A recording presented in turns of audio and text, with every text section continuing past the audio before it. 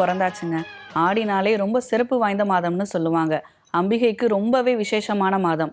அம்பிகையை எப்படியெல்லாம் இந்த மாதத்தில் வழிபடலாம், அம்பிகையை எப்படி வழிபட்டா என்னென்ன பலன்கள் கிடைக்கும், ஆடி மாதத்தோட சிறப்பு என்ன, ஆடி மாதத்தில் சில விஷயங்கள் செய்யக்கூடாதுன்னு இருக்குது, என்னெல்லாம் செய்யலாம் என்னெல்லாம் செய்யக்கூடாது, இப்படி எல்லா விஷயங்களையும் நம்மளோட ஷேர் பண்ணிக்கிறதுக்காக அஸ்ட்ராலஜர் டாக்டர் தீபா அவர்கள் நம்மளோட இணைஞ்சிருக்காங்க. தரிசனம் நேயர்களுக்காக என்னென்ன விஷயங்கள் சொல்ல போகிறாங்கன்னு நம்ம பார்க்கலாம். மேம் வணக்கம். வணக்கம்மா. மேம், இப்போ ஆடி மாதம்னாலே ரொம்ப சிறப்பு வாய்ந்த மாதம்னு சொல்கிறாங்க, அதுவும் அம்பிகைக்கு ரொம்ப சிறப்புன்னு சொல்கிறாங்க. ஏன் ஆடி மாதத்தில் தான் அம்பிகையை வணங்கணுமா? அம்பிகைக்கு ஏன் ஆடி மாதம் சிறப்பு? அது என்னன்னம்மா, பொதுவாக பார்த்தீங்கன்னா இதுக்கு எந்த அதிகாரப்பூர்வமான சாஸ்திரத்தில் எழுதப்பட்ட விளக்கம் அப்படின்றது இல்லைம்மா. இருந்தாலும் ரொம்ப தொன்று தொட்டு காலமாக செவி வழி செய்தி அப்படின்னு ஒன்று இருக்குது. ஆடி மாதம் பார்த்தீங்கன்னா ஈசன் முழுசும் ஆழ்ந்த நிஷ்டையில் இருக்கிறதாகவும், அதனால இந்த உலகத்தை காத்து ரட்சிக்கும் பொறுப்பை அம்பிகை கிட்ட ஒப்படைச்சிருக்கிறதாகும். நம்மளுங்க என்ன பண்ணுவாங்க, அம்பிகை கிட்ட பொறுப்பு இருக்கு அப்படின் போது அம்பிகை காலை பிடிச்சிடலாம், ஸ்மார்ட் ஒர்க், டக்குன்னு அம்பிகை பலன் கொடுத்துருவா அப்படின்ற மாதிரி ஒரு விதத்துல பாத்தீங்கன்னா இந்த ஆடி மாதம் அம்பிகைக்கு உகந்த மாதம் அப்படின்ற மாதிரி சில செவி வழி செய்திகள் இருக்குமா. ஆனா உண்மை என்ன அப்படின்னா, அம்பிகை பாத்தீங்கன்னா பர்வத ராஜகுமாரிய இந்த பூமியில் அவதரித்த காலம் ஆடி மாதத்துல தான் அவ அவதரிச்சிருக்கா. அதுக்கும் மேல மீனாட்சி தெரியும்ல, கொஞ்சம் கிளி போல அவளே இருப்பா. 1000 கிளிகள் ஒன்று சேர்ந்தா கூட அவளோட அழகுக்கு ஈடாகாது அப்படின்னு சொல்லுவாங்க. அந்த மீனாட்சி தாயார் இந்த பூமியில ராஜனுக்கு மகளாக பிறந்தது ஆடி மாதம். அதுக்கும் மேல பூமாதேவி இந்த பூ உலகில் அவதரிச்சது ஆடி மாதம். ஆண்டாள் நாச்சியார் இந்த பூ உலகில் அவதரிச்சது ஆடி மாதம். இப்படி பெண் சக்திகள் இந்த பூமியில தோன்றதுக்கு காரணமா இருந்த மாதம், அதாவது இந்த மாதம் தான் ரொம்ப சிறந்த மாதம் அப்படின்னு அவங்களே முடிவு பண்ணி இந்த பூமியில பாத்தீங்கன்னா அவதாரம் பண்ணியிருக்காங்க. அப்படின்றதுனாலையும் ஆடி மாதம் பாத்தீங்கன்னா பெருத்த விசேஷம் அப்படின்னு சொல்லலாம். உண்மையான காரணம் இதுதான். மற்றபடி முதல்ல சொன்னது செவி வழி செய்தி. எப்பயுமே ஈசன் நிஷ்டையில தான் இருப்பார். ஈசன் நிஷ்டையிலேயே இருக்கிறதே உலகத்தை காத்து ரட்சிக்கணும் அப்படின்றது தான். ஓகே மேம், இப்படி இவ்வளோ சிறப்பு வாய்ந்த மாதமாக இருந்தாலும் சில விஷயங்களை இந்த ஆடி மாதத்தில் செய்யக்கூடாது அப்படின்னு இருக்கு. அது என்னென்ன விஷயங்கள்லாம் செய்யக்கூடாது? பொதுவாகவே பார்த்தீங்கன்னா இந்த ஆடி மாசத்தை தக்ஷராயன புண்ணிய காலத்துல வருது. சூரியன் கடகராசியில சஞ்சாரம் பண்றாரு. தேவர்களோட காலத்தை தக்ஷணாயனம், அதே மாதிரி பார்த்தீங்கன்னா உத்தராயணம் அப்படின்னு பிரிக்கிறாங்க. இந்த தக்ஷணாயத்தை என்ன சொல்லுவாங்க அப்படின்னா, அவங்களோட பகல் பொழுது முடிஞ்சு இருள் புலரும் காலம், அவங்களுக்கு ராத்திரி கால நேரம் அப்படிம்பாங்க. ஆக இந்த நேரம் பார்த்தீங்கன்னா வழிபாட்டுக்கு உகந்த நேரம். அப்போ இந்த நேரத்தில், அதாவது இந்த ஆடி மாதம் பொதுவாக பார்த்தீங்கன்னா சுப விஷயங்கள் அப்படின்னு சொல்லுவாங்க பார்த்தீங்களா, கணவன் மனைவி இணைவு. அதே ஆடியில கூட புதுசாக கல்யாணம் ஆனவங்களை பிரித்து வைப்பாங்க பார்த்தீங்களா, அதுக்கு மருத்துவ விளக்கம் வேற ஒன்று இருக்கு. ஏன்னா கருத்தரிக்கிறது நல்ல வெயில்ல வரும். அதனால அப்போ பார்த்தீங்கன்னா இந்த காலம் முழுக்க இறை வழிபாட்டுக்கு உகந்தது. நம்ம எப்பயுமே பார்த்தீங்கன்னா சில நாட்கள் இருக்கு, சில மாதங்கள் இருக்கு, அந்த காலகட்டங்களில் நம்ம வழிபாடு பண்றோம் அப்படின் போது நீ 1 மடங்கு வழிபாடு பண்ற அப்படின்னா 100 மடங்கு பலன் அப்படின்றது வரும். ஆக இந்த மாத அம்பிகை வழிபாடு நம்ம 1 மடங்கு பண்றோம் அப்படின்னா 100 மடங்கு பலன்மா. அதனால இந்த காலகட்டத்துல இந்த மாதிரி திருமணம், ஆஸ்பீஷியஸான கிரகப்பிரவேசம் இதெல்லாம் ஒதுக்கி வச்சுட்டு இறை வழிபாடு, கோயில் திருவிழா, கோயிலுக்கு போகிறது, கூழ் ஊத்துறது, அம்பிகையை வழிபாடு பண்ணுறது, அப்படி கொண்டு வரும்போது நம்ம வாழ்க்கை செல்வ செழிப்போடு இருக்கும் அப்படின்ற ஒரு ஐதீகம். இவ்வளவு சிறப்பு வாய்ந்த இந்த அம்பிகை வழிபாடை 12 ராசினரும், அதாவது மேஷம் முதல் மீனம் வரை உள்ள ராசினர் எப்படி வழிபடலாம், எந்தெந்த ராசினர் எந்த அம்மனை வழிபட்டா என்ன மாதிரியான பலன் கிடைக்கும்னு சொல்லுங்க மேம். கண்டிப்பா. இதுல பாத்தீங்கன்னா காலபுருஷனுக்கே முதல் ராசியான மேஷ ராசி எடுத்துக்கலாம். மேஷ ராசி அப்படின்னாலே பாத்தீங்கன்னா செவ்வாயினோட ஆதிக்கம் பெற்ற ராசி. ராசியாதிபனே செவ்வாய் தான். சூரியன் உச்சமடையக்கூடிய ராசி. சூரியன் உச்சமடையக்கூடிய ராசி அப்படின்ற பட்சத்துல மேஷ ராசி அன்பர்களை நம்ம பாக்குறோம் அப்படின்னு வச்சுக்கோங்கம்மா, அவங்களுக்கு பெருசா நடிக்க தெரியாது. பெருசா பாத்தீங்கன்னா யாரையும் கெடுக்க தெரியாது, யாருக்கும் துரோகம் பண்ண தெரியாது, யாரோட காசையும் அபகரிக்க தெரியாது. I am very straight forward அப்படின்ற மாதிரி சில ராசிகள் இருக்கு. மேஷம், அதே மாதிரி பாத்தீங்கன்னா சிம்மம், விருச்சிகம் எல்லாம். இவங்க பாத்தீங்கன்னா ரொம்ப ஸ்ட்ரெயிட் ஃபார்வர்டான பர்சனாலிட்டிஸ். என்ன, ஆண்களுக்கு இதனால வரக்கூடிய பாதிப்புகள்ன்றது கம்மிமா. ஆனா பெண்கள் அப்படி கிடையாது. எல்லா இடத்துலயும் வளைஞ்சி நலிஞ்சி தான் போய் ஆகணும், வேற வழி இல்லை. உலகமே ஒரு நாடக மேடை, அதில் நீயும் நடிகர் நானும் நடிகர் அப்படின்ற மாதிரி தான் நம்ம இருக்கணும். ஆனா மேஷராசி பெண்களுக்கு பெருசா நடிக்க தெரியாது. அப்படின்ற பட்சத்துல என்ன பண்ணுவாங்கன்னா, ஃபேஸ் டு ஃபேஸ் உள்ளதை உள்ளபடி டைரக்டா பேசிடுவாங்க. டைரக்டா பேசும்போது இவங்களுக்கு என்ன நல்லது செஞ்சாலும், குடும்பத்துக்கு எவ்வளோதான் நல்லது செஞ்சாலும், மேஷத்தை மாமியார் என் மருமக அப்படிதான் கொஞ்சம் திமிரா பேசுவா, ஆட்டிடியூட் காமிப்பா அப்படிம்பாங்க. கணவரும் சொல்லுவார், உனக்கு எங்க எப்படி பேசுறதுனே தெரியல, நீ விட்டு கொடுத்தே போக மாட்டேங்கிற அப்படின்ற பேர் எடுப்பாங்க. குழந்தைங்களுக்கு நிறைய நல்லது செய்வாங்க. எவ்வளோ நல்லது செஞ்சாலும் எங்க அம்மா ரொம்ப ஸ்ட்ரிக்ட், எங்க அப்பா தான் எனக்கு எல்லாமே அப்படின்ற வார்த்தையும் பாத்தீங்கன்னா குழந்தைங்களும் சொல்லும். அப்ப மேஷம் ரொம்ப பர்ஃபெக்டா இருக்கிறதுனால மட்டுமே கஷ்டத்தை அனுபவிப்பாங்க அப்படின்னு சொல்லலாம். அப்ப நல்லவங்களா இருக்காங்க, நேர்மையா இருக்காங்க, கஷ்டத்தை அனுபவிக்கிறாங்க அப்படின்ற பட்சத்துல மன ரீதியான கஷ்டங்கள், இவங்களுக்கு லைஃப்ல ஒரு ஸ்டேஜ் வந்து பாத்தீங்கன்னா போராட்டம் அப்படின்றது இருக்கும், இன்னொரு ஸ்டேஜ் அப்லிஃப்ட்மெண்ட் இருக்கும். அந்த அப்லிஃப்ட்மெண்ட் எங்க அப்பா சம்பாரிச்சு கொடுத்தது, எங்க தாத்தா சம்பாரிச்சு கொடுத்தது அப்படிலாம் கிடையாது, நான் என்ன ஆளாக்கிக்கினேன் அப்படின்ற மாதிரி. அப்ப பொதுவாவே மேஷம் அம்பிகையை வழிபாடு பண்றது ரொம்ப விசேஷமா. ஏன் அப்படின்னா அம்பிகை வழிபாடு எப்பயுமே வந்து பாத்தீங்கன்னா, நான் என்ன உள்ளதை உள்ளபடி பேசினாலும் எனக்கு யாராவது தீங்கு விளைவிக்கணும் அப்படின்னா அது முடியாது. அப்ப இவங்க வந்து பாத்தீங்கன்னா மேஷராசி பெண்களா இருக்கட்டும் ஆண்களா இருக்கட்டும், முடியும் அப்படின்னா காஞ்சி காமாட்சியை ஒரு முறை போய் வழிபாடு பண்ணிட்டு வரலாம். எங்களுக்கு அதுக்கெல்லாம் நேரம் இல்லை. ஆமா, காஞ்சி காமாட்சியை வழிபாடு பண்றது ரொம்ப விசேஷம். காமாட்சியை பொறுத்த வரைக்கும் வந்து பாத்தீங்கன்னா முப்பெரும் தேவியர்னோட ஒரு முழு சக்தி அவ அப்படிங்களாம். ஒரு கண் சரஸ்வதியாகவும் ஒரு கண் மகாலட்சுமியாகவும் கொண்டவ காமாட்சி. அப்ப அவளை போய் வழிபாடு பண்ணிட்டு வரலாம். எங்களுக்கு அதுக்கெல்லாம் நேரம் இல்லம்மா அப்படின்னா உண்மைதானம்மா. 2 நாள் லீவ் போட்டு வரணும், இல்ல 1 நாள் லீவ் போட்டு போகணும். காஞ்சிபுரத்திலேயே இருக்கவங்களுக்கே கூட டைம் இருக்கணும். அப்ப வீட்டுல இருந்தே வழிபடணும்னா ஆமா, டைம் இல்லாத பட்சத்துல இவங்க என்ன பண்ணலாம் அப்படின்னாமா, இந்த ஆடி மாசம் ஒவ்வொரு செவ்வாய்க்கிழமையும், மேஷம் அப்படின்னாலே உங்களுக்கு உகந்த நாள் செவ்வாய்க்கிழமைமா, ஒவ்வொரு செவ்வாய்க்கிழமையும் அம்பிகையினோட போட்டோ, எல்லார் வீட்லயும் ஏதாவது ஒரு போட்டோ இருக்கும். அம்பிகைனா காஞ்சி காமாட்சி, மதுரை மீனாட்சி, காசி விசாலாட்சி, மாரியம்மன் கிடையாது. மாரியம்மன் அம்பிகையினோட சொரூபம், அம்பிகை கிடையாது. அப்ப பார்வதி தேவியினோட போட்டோ எடுத்து வச்சு கிழக்கு பார்த்த மாதிரி வச்சிடணுமா. வச்சுட்டு ஒரு அகல் விளக்குல நம்ம வந்து பாத்தீங்கன்னா ஆமணக்கு எண்ணெய் போட்டுக்கணும். பொதுவா ஆமணக்கு எண்ணெய் நின்று எரியும், அம்பிகைக்கு உகந்தது அப்படின்ற ஒரு விஷயமே இருக்கு. முடியும்னா சிவப்பு திரி போட்டுக்கணும். கொஞ்சமா வந்து பாத்தீங்கன்னா பச்சை கற்பூரம். பொதுவாகவே பச்சை கற்பூரம் எதுக்கு போடுறது அப்படின்னா இரையாற்றலை வந்து பாத்தீங்கன்னா அதிகப்படுத்தி கொடுக்கும் அப்படின்றதுனால விளக்கேத்திட்டு இவங்க சிவப்பு வண்ண மலர்கள் தாயாருக்கு போடணும். இப்ப சிவப்பு வண்ண மலர்கள் அப்படின்போது தச்சிப்பூ அப்படின்னு சொல்லுவாங்க பாத்தீங்களா, தேன்பூ. அந்த தேன்பூ மாலை இல்லைன்னா உதிரி பூவா தாயாருக்கு போட்டுட்டு அபிராமி அந்தாதி பாடல், அபிராமி அந்தாதி பாடல் 100 பாடல் பிளஸ் 101 பாடல் 100 பயன், இதை படிச்சு இவங்க வேண்டிக்கணும். முக்கியமா வந்து பாத்தீங்கன்னா இவங்க என்ன வந்து நிவேதனம் பண்ணணும் அப்படின்னா கேசரியில ஃபுட் கலர் கொஞ்சமா சிகப்பு போட்டுக்கணும். இதை நிவேதனம் பண்ணி உள்ளன்போட தாயாரை வேண்டிக்கிறாங்க அப்படின்னா இவங்களோட பிரச்சனை என்ன, ஒவ்வொருத்தவங்களுக்கும் ஒவ்வொரு விதமான பிரச்சனை இருக்கும்லம்மா, அந்த பிரச்சனைல இருந்து முழுசும் வெளியே வந்துட முடியும். நல்லதுமா. இவங்க என்ன மாதிரியான பரிகாரம் பண்ணலாம் மேம்? கோவிலுக்கு என்ன செஞ்சா அவங்களோட வேண்டுதல்கள் நிறைவேறும்? கண்டிப்பாமா, இந்த ஆடி மாசம் அப்படின்போது பொதுவாகவே வஸ்திரதானம் பெரிய பலன். இந்த பூமி உள்ள வரைக்கும் நம்ம வம்சத்தினர் சாப்பாட்டுக்கு துணிக்கு கஷ்டப்பட மாட்டாங்க, நம்ம வஸ்திரதானம் செய்யறோம் அப்படின்னா. அதுலயும் அம்பிகைக்கு ஆசையா நான் ஒரு வஸ்திரம் எடுத்து கொடுக்குறேன் அப்படின்னா அதுக்கு ஈடு இணை இந்த உலகத்துல எதுவுமே கிடையாது. அப்ப இவங்க ஒரு செவ்வாய்க்கிழமை, இந்த ஆடி மாசத்துல ஒரு செவ்வாய்க்கிழமை ஃபிக்ஸ் பண்ணிக்கணும். ஃபிக்ஸ் பண்ணிட்டு ரோஜா பூ மாலை தாயாருக்கு எடுத்துட்டு போகணும். ரோஜா பூ மாலை இப்ப நிறைய பேர் நம்ம கோயிலுக்கு போகணும்னா பெரிய கோயிலுக்கு போகணும்னு ஆசைப்படுவோம். வேண்டாம், உங்க வீட்டு பக்கத்திலேயே அம்பிகை கோயில் இருக்கும், பராமரிப்பு இல்லாம இருக்கும். ஒரு அத்தியாவசிய செலவு கூட அந்த கோயிலுக்கு கொடுக்கறதுக்கு ஆள் இருக்க மாட்டாங்க, உபயதாரர்கள் இருக்க மாட்டாங்க. அந்த மாதிரி கோயில் நீங்க பண்றீங்க அப்படின்னா இன்னும் விசேஷம். புரியுதாமா? நிறைய குவியும் ஒரு கோயிலுக்கு, அங்க கொண்டு போய் கொடுப்பாங்க, ஏன்னா அது பெரிய கோயில் அப்படின்னு. அப்படி வேண்டாம், வீட்டு பக்கத்திலேயே இருக்க கோயில், அம்பிகை கோயில் எதுவா இருந்தாலும் ஒரு புடவை எடுத்துட்டு போய் சாத்தணும். அந்த புடவை இவங்க வந்து பாத்தீங்கன்னா சிவப்பு, ரத்த சிவப்பு நிற வண்ணம், அதுல வந்து பாத்தீங்கன்னா ஜரிகை, கெட்டி ஜரிகையா ஒரு புடவை. பொதுவாக வந்து பாத்தீங்கன்னா இந்த அம்பிகைக்கு அப்படின் போது நிறைய பேர் என்ன பண்ணுவாங்க, கோயிலுக்குன்னா அம்பிகைக்குன்னே ஒரு பாலியஸ்டர் புடவை மாதிரி கரை வச்சிருக்கும் பாத்தீங்களா, அதெல்லாம் கொண்டு போய் கொடுப்பாங்க. கொடுக்கக்கூடாது. அந்த புடவையை நீ 2 மணி நேரம் கட்டி உட்கார், உன்னால உட்கார முடியுமா? ஒரு கோயில்ல கர்ப்ப கிரகத்துல இருக்க சிலை வழிபாடு பண்ணி பொதுவாகவே ஒரு 21 நாள் ஒரு விக்கிரகத்துக்கு நம்ம வழிபாடு பண்றோம், ஆத்மார்த்தமா பண்றோம்னா உயிர் வந்துடும். அப்ப உயிருள்ள தாய்க்கு எப்படி நீ விலை கம்மி புடவை கொண்டு போய் கொடுப்ப? நல்ல புடவை, நீ விலை கம்மி கூட கட்டிக்கோ, நல்ல உன்னால முடிஞ்ச வரைக்கும் பார்த்து ஆசையா நல்ல ஒரு அடர்ந்த சிகப்புல வந்து பாத்தீங்கன்னா கெட்டி சரிகை இருக்க பார்டர், இதை கொண்டு போய் இப்பெல்லாம் 1000 ரூபாய்க்குலாம் சூப்பர் புடவெல்லாம் கிடைக்குது இல்லையாம்மா, அதை கொண்டு போய் தாயாருக்கு சாத்திட்டு, சில நேரம் வந்து பாருங்க நம்ம கொண்டு போய் கொடுக்கும்போது சாத்த மாட்டாங்க, ஏன்னா அபிஷேகம் பண்றவங்களுக்கு சாத்துவாங்க. ஆனா இன்னொரு நாள் போகும்போதுமா நீ கொடுத்த புடவை நான் கட்டின்னு இருக்கேன், எப்படி இருக்கு, ஜம்முன்னு இருக்கா அப்படின்னு அம்பிகை காட்சி கொடுப்பா. ஆக ரோஜா பூ மாலை வாங்கிட்டு போய் கொடுத்து, இந்த சாரீ கொடுத்து, இந்த வஸ்திரம் கொடுத்து அம்பிகையை ஆத்மார்த்தமா வழிபாடு பண்ணிட்டு வராங்க அப்படின்னு மேஷம் 7 நட்டு சனியில இருக்காங்கம்மா.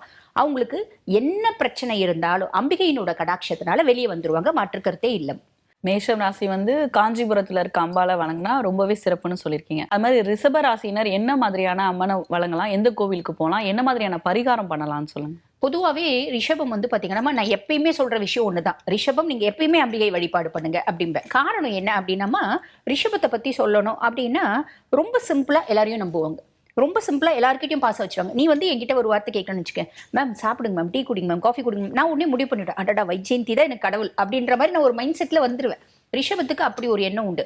அன்புக்காக ஏங்கக்கூடிய ராசி ரிஷபம் அப்படின்னு சொல்லலாம். பொதுவாக வந்து பாத்தீங்கன்னா ரிஷபத்தினோட கர்மிக் எஃபெக்டே ஒண்ணு இருக்குமா. பூர்வ ஜென்மத்துல ஒரு நல்ல குடும்பம் கிடைச்சிருக்கும், நல்ல கணவன் கிடைச்சிருப்பாங்க, நல்ல குழந்தைகள் கிடைச்சிருப்பாங்க. அதை நாங்க வந்து பாத்தீங்கன்னா பூர்வ ஜென்மத்துல இக்னோர் பண்ணியிருப்போம். அதை வந்து பாத்தீங்கன்னா அதனோட வேல்யூ தெரியாம நாங்க நடந்துக்கிறதுனோட பிரதிபலனாதான் இந்த ஜென்மத்துல நாங்க ரிஷபமாவே பிறக்கிறோம். புரியுதுங்களாமா. அது நானா இருந்தாலும் எந்த ரிஷபராசியா இருந்தாலும் அன்புக்காக இயங்கக்கூடிய பர்சனாலிட்டிஸ் கடைசி வரைக்கும் அந்த அன்பு தான் பிரதானம். வேற எதையுமே யோசிக்க மாட்டாங்க.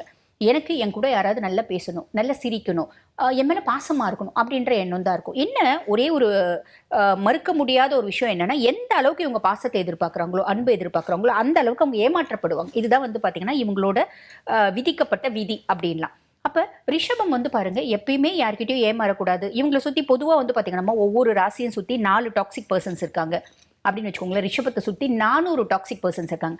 அம்மா உங்க கூட பழகுறவங்க எல்லாருமே டாக்ஸிக் தாம்மா அப்படின்ற மைண்ட் செட்டுக்கு நீ வந்துடணும். என்ன இவங்களுக்கு வந்து கண் எதிர்க்க தப்பானவங்க அப்படின்னு தெரிஞ்சா கூட இவங்க அவங்க கூட பாசமா தான் இருப்பாங்க. உண்மையான பாசம், நடிப்பெல்லாம் கிடையாது. அப்ப இவங்க என்ன பண்ணணும், ரொம்ப சிம்பிளா சொல்லணும்னா எப்பயுமே அம்பிகையை வழிபாடு பண்ணும்.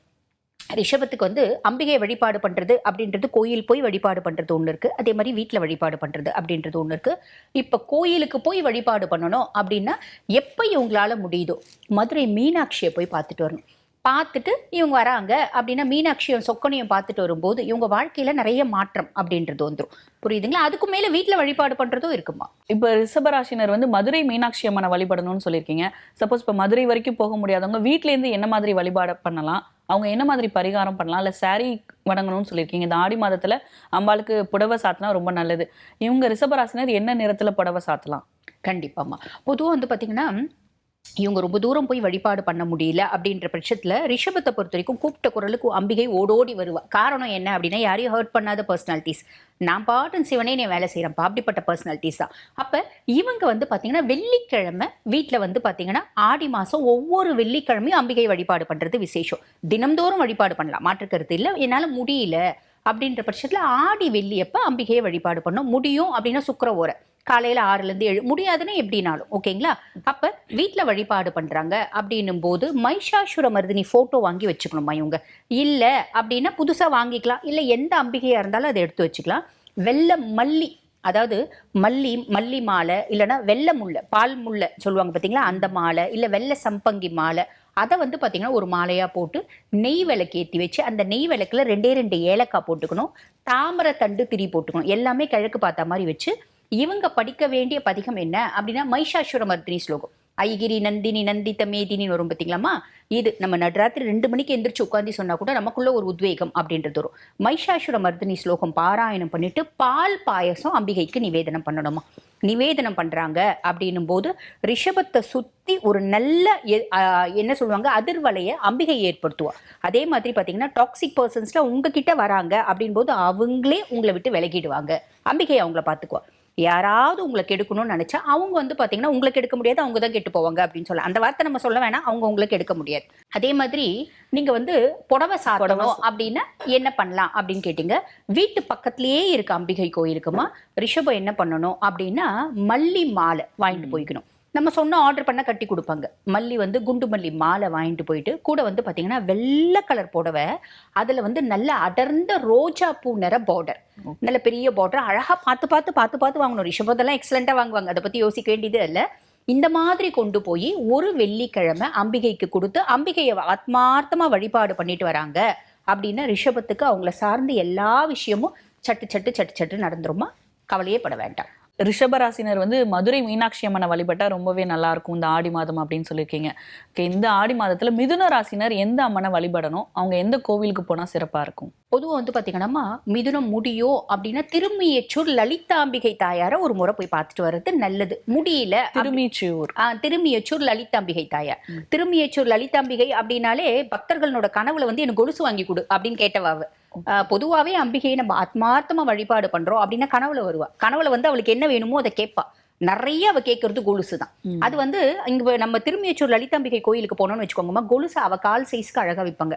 நம்ம முன்னாடி ஒரு 28 வயசு பொண்ணு அழகா திவ்யமா, அதாவது என்ன சொல்றது, டிக்னிட்டியோட உட்காந்துட்டு இருக்க மாதிரி தெரியும்.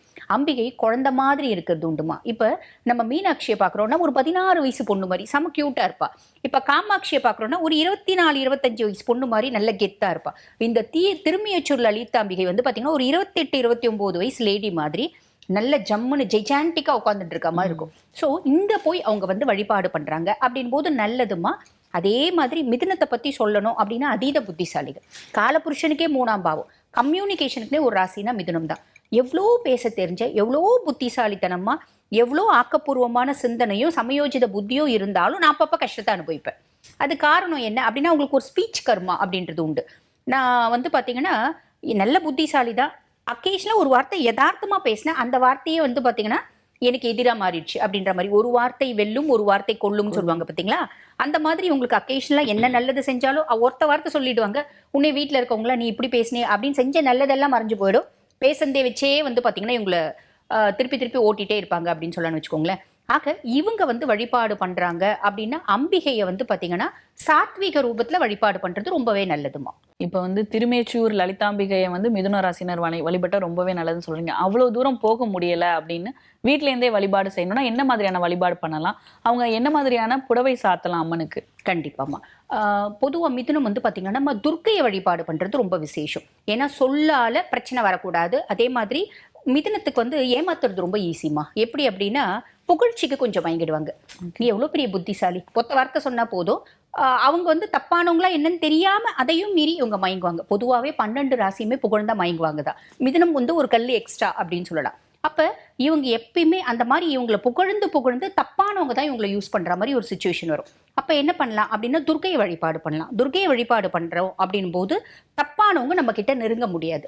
துர்க்கை அஷ்டோத்திரம் அப்படின்னு ஒரு மந்திரம் இருக்குமா. துர்க்கையினோட போட்டோ வாங்கி வச்சுக்கணும். ஒவ்வொரு வீட்லயும் துர்க்கையினோட போட்டோ இருக்கும், இல்லாதவங்க வாங்கி வச்சுக்கலாம். வாங்கி வச்சுட்டு துர்க்கைக்கு வந்து பாருங்க, இவங்க மறிக்கொழுந்து என்ன மல்லி மலர் போட்டா கூட அதுல வந்து பாத்தீங்கன்னா பச்சை கொஞ்சம் இருக்கணும். கதம்ப மலர், கதம்பம் வந்து மாலையை கட்டியிருப்பாங்க பார்த்தீங்களா, மல்லி, அதுக்கப்புறம் வந்து பார்த்தீங்கன்னா கனகாம்பரம் எல்லாம் வச்சு பச்சை கலர் துளசி வைப்பாங்க, சிலர் இலை வைப்பாங்க.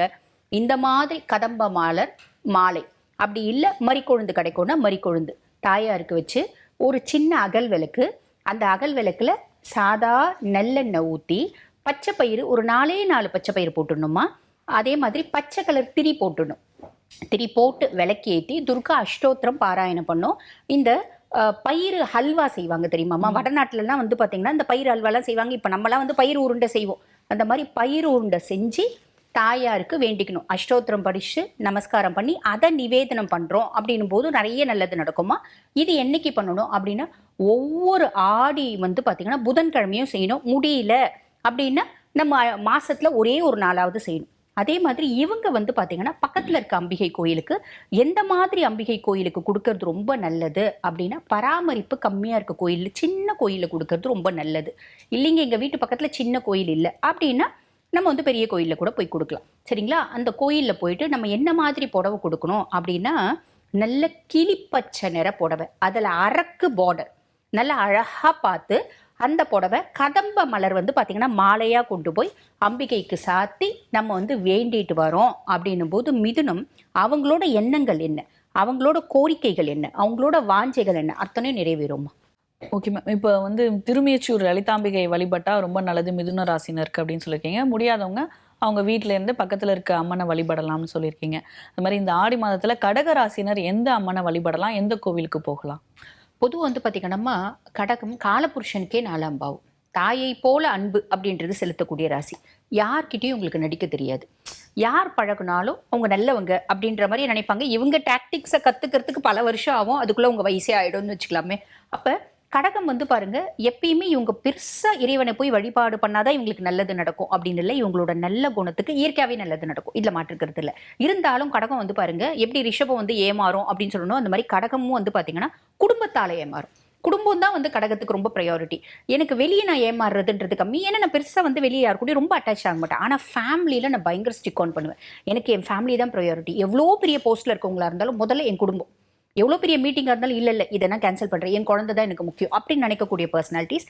என்னன்னா எந்த குடும்பத்தை இவங்க ரொம்ப முக்கியம் முக்கியம் முக்கியம் நினைக்கிறாங்களோ அந்த குடும்பம் தான் இவங்களுக்கு நிறைய பிரச்சனை பண்ணும். அந்த குடும்பத்து உறுப்பினர்கள்னாலேயே ட்ராப் ஆவாங்க அப்படின்னு சொல்லலாம். என் கையே எனக்கு கண்ணு குத்துதுப்பா அப்படின்ற மாதிரி ஒரு அமைப்பு தான். அப்ப கடகம் வந்து பாத்தீங்கன்னா எப்பயுமே அம்பிகை வழிபாடு பண்றது அப்படின்றது அவங்க பெரிய லெவல்ல எதிர்பார்ப்பும் இருக்காது, ஏமாற்றமும் இருக்காது. பெரிய லெவல்ல வந்து பாத்தீங்கன்னா குடும்பம் சார்ந்த உறுப்பினர்கள் கிட்ட சில கஷ்டங்களை அனுபவிச்சாலும் சரி விடு, இதுதான் வாழ்க்கை, இதுதான் வாழ்க்கையினோட யதார்த்தம் அப்படின்ற எண்ணத்தை வந்து பாத்தீங்கன்னா தாயார் ஏற்படுத்துவா. அதே மாதிரி வாழ்க்கைன்னா இதுதான் அப்படின்றதும் தாயார் புரிய வைப்பா. அப்ப இவங்க வந்து பாத்தீங்கன்னா திருமுருகன் பூண்டியில இருக்க மாதவனேஸ்வரர் சமேத மங்களாம்பிகை தாயார், இந்த கோயிலுக்கு ஒரு முறை போயிட்டு வர்றது நல்லது. முடியும் அப்படின்னா ஒரு முறை போயிட்டு வரலாம், நிறைய நல்லது நடக்கும். முடியல அப்படின்ற பட்சத்துல வீட்லயே கூட வழிபாடு பண்ணிக்கலாமா. இவங்க வீட்ல இருந்து வழிபாடு பண்ணா வீட்ல என்ன மாதிரி கும்பிடலாம் மேம் அம்பால? இவங்க வந்து பாத்தீங்கன்னா அம்பிகையை ராஜராஜேஸ்வரியை கும்பிடுறது ரொம்ப விசேஷமா. அம்பிகை கரும்போட பார்த்துருப்பீங்க இல்லைங்களா, அந்த தாயாரனோட போட்டோ வாங்கி வச்சுக்கலாம். போட்டோ வாங்கி வச்சுட்டு கிழக்கு பார்த்த மாதிரி வச்சுட்டு இவங்க வந்து பாத்தீங்கன்னா விளக்கு ஏத்துறது எப்படி ஏத்தணும் அப்படின்னா, இதெல்லாம் பரிகார விளக்கு தொடர்ந்து தினம்தோறும் ஏத்தணும்ன்றது இல்ல, இந்த ஆடி மாசம் மட்டும் மட்டும் ஏத்தனா போதும். சரிங்களா? எல்லா நாட்களும் ஏத்தணுமா மேம்? எல்லா நாட்களும் ஏத்துறது விசேஷமா. முடியாத பட்சத்துல இவங்க வந்து பாத்தீங்கன்னா திங்கக்கிழமை தோறும், ஏன்னா கடகம் அப்படின்னாலே சோமவார விசேஷம், திங்கக்கிழமை தோறுமாவது இந்த வழிபாடு செய்யறது நல்ல பலன்களை கொடுக்கும்மா. ஒரு அகல் விளக்கு, அதுல வந்து பாத்தீங்கன்னா ஆமணக்கு எண்ணெய், அதுல 4 பச்சரிசி போட்டுடணும்மா. பச்சரிசி போட்டு வெண்பஞ்சை திரி போட்டுடணும். திரி போட்டு விளக்கு ஏத்திட்டு அதே மாதிரி இவங்க படிக்க வேண்டியது ராஜராஜேஸ்வரி அஷ்டோத்ரம் அப்படின்னு ஒண்ணு இருக்குமா, இதை பாராயணம் பண்ணணும். பூக்கள் அப்படின்னு பாத்தீங்கன்னா தாமரை மலர், ஒரே ஒரு தாமரை மலராவது அம்பிகைக்கு வைக்கணும். அதாவது ரோஸ் இல்ல, வெள்ளை தாமரை மலர் அது வைக்கணும். கிடைக்காத பட்சத்துல மல்லி முல்லை ஏதாவது போட்டுக்கலாம், சம்பங்கி கூட போட்டுக்கலாம். போட்டுட்டு தாயாரை வழிபாடு பண்ணிட்டு நிவேதனம் அப்படின்றது பால் கொழுக்கட்டைன்னு சொல்லுவாங்க பார்த்தீங்களாம்மா, அந்த பால் கொழுக்கட்டை வச்சு நிவேதனம் பண்ணி வேண்டிக்கிறாங்க அப்படின்னா இவங்க தாயார்கிட்ட எனக்கு இது கூட அது கூடன்னு வேண்ட வேண்டியதே இல்லைம்மா. தாயாருக்கே தெரியும் இவங்களுக்கு என்ன கொடுக்கணும் அப்படின்னு. கண்டிப்பா அதை கொடுப்பா, கவலைப்பட வேண்டாம். ஓகே, அவங்க என்ன மாதிரியான புடவை சாத்தலாம், என்ன நிறத்துல? பொதுவாக வந்து பாத்தீங்கன்னா கடகம் பக்கத்துல இருக்க அம்மன் கோயில் போறாங்க அப்படின்ற பட்சத்துல இவங்க என்ன பண்ணணும், வெள்ளை கலர் புடவைம்மா. வெள்ளை கலர் புடவை. இப்ப நிறைய பேர் என்ன நினைக்கிறாங்கன்னா அம்பிகைனா சிவப்பு புடவை தான் அப்படின்ற மாதிரி முடிவு பண்ணி சிவப்பு மஞ்சள் இப்படிதான். ஆமா, அப்படிதான் வைக்கிறாங்க. ஆனா அப்படி கிடையாது. நம்மளோட ராசி பிரகாரம் தாயாருக்கு வந்து புடவை சாத்தி வேண்டும் போது நம்மளோட ராசி அதிபனும் பிரீத்தியாமா அப்படின்ற ஒரு விஷயம் இருக்கு. அப்ப இவங்க என்ன பண்ணலாம் அப்படின்னா வெள்ளை கலர் புடவை, வெள்ளை கலர்ல இந்த வாடாமல்லி கலர் பார்டர், வாடாமல்லி பூ தெரியும் இல்லம்மா, அந்த வாடாமல்லி கலர் பார்டர் வச்சு நல்ல அழகான புடவை வந்து தாயாருக்கு எடுத்துட்டு போய் கொடுக்கணும். முடியும் அப்படின்னா தாமரை மாலை ஆர்டர் பண்ணி வாங்கிக்கலாம். முடியாது அப்படின்ற பட்சத்துல மல்லி வச்சு மாலையா கட்டி, இந்த மதுரையெல்லாம் போனீங்கன்னா மல்லி மாலை அப்படியே அழகா போட்டிருப்பா மீனாட்சி, அந்த மாதிரி மல்லி மாலை வந்து பாத்தீங்கன்னா ஆர்டர் கொடுத்து வாங்கி எடுத்துட்டு போய் வழிபாடு பண்ணணும்.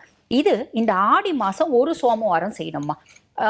திங்கக்கிழமை நம்ம வந்து பாத்தீங்கன்னா தாயாரை வழிபாடு பண்றோம். அதே மாதிரி இவங்க பூஜை பண்றதும் வந்து பாத்தீங்கன்னா திங்கக்கிழமை சந்திர ஓரையில பண்ணும். காலையில 6 to 7 சந்திர ஓரை, இல்லைன்னா மாலை அதே மாதிரி வரும். அந்த சந்திர ஓரையில பண்றது இன்னும் விசேஷம். அம்பிகைக்கு போயிட்டு இதை சாத்திட்டு அம்பிகை ஆத்மார்த்தமா ஒரு அர்ச்சனை பண்ணி வழிபாடு பண்ணிட்டு வராங்க அப்படின் போது நிறைய நல்லது நடக்குமா. ஓகே மேம், இந்த ஆடி மாதத்துல ஆத்மார்த்தமா அர்ச்சனை பண்ணி வழிபட்டாலே போதும் கடகராசினர்னு சொல்லியிருக்கீங்க. சிம்ம ராசினர் என்ன மாதிரியான அம்பனை வழிபடணும், என்ன கோவிலுக்கு போகணும் மேம்? கண்டிப்பா பொது வந்து பாத்தீங்கன்னா சிம்மத்தை பொறுத்த வரைக்கும் சொல்லணும் அப்படின்னா ஒரே வார்த்தை சொல்லலாம், நான் கண்ணாடி. என் கண்ணாடி முன்னாடி நின்று நம்ம முறைச்சா அது முறைக்கும், சிரிச்சா சிரிக்கும், கத்தனா கத்தும், அதுதான் சிம்மம். சிம்மத்து முன்னே நீ எப்படி உன்னை மேனிஃபெஸ்ட் பண்றியோ அப்படியே அவங்க பிரதிபலிப்பாங்க.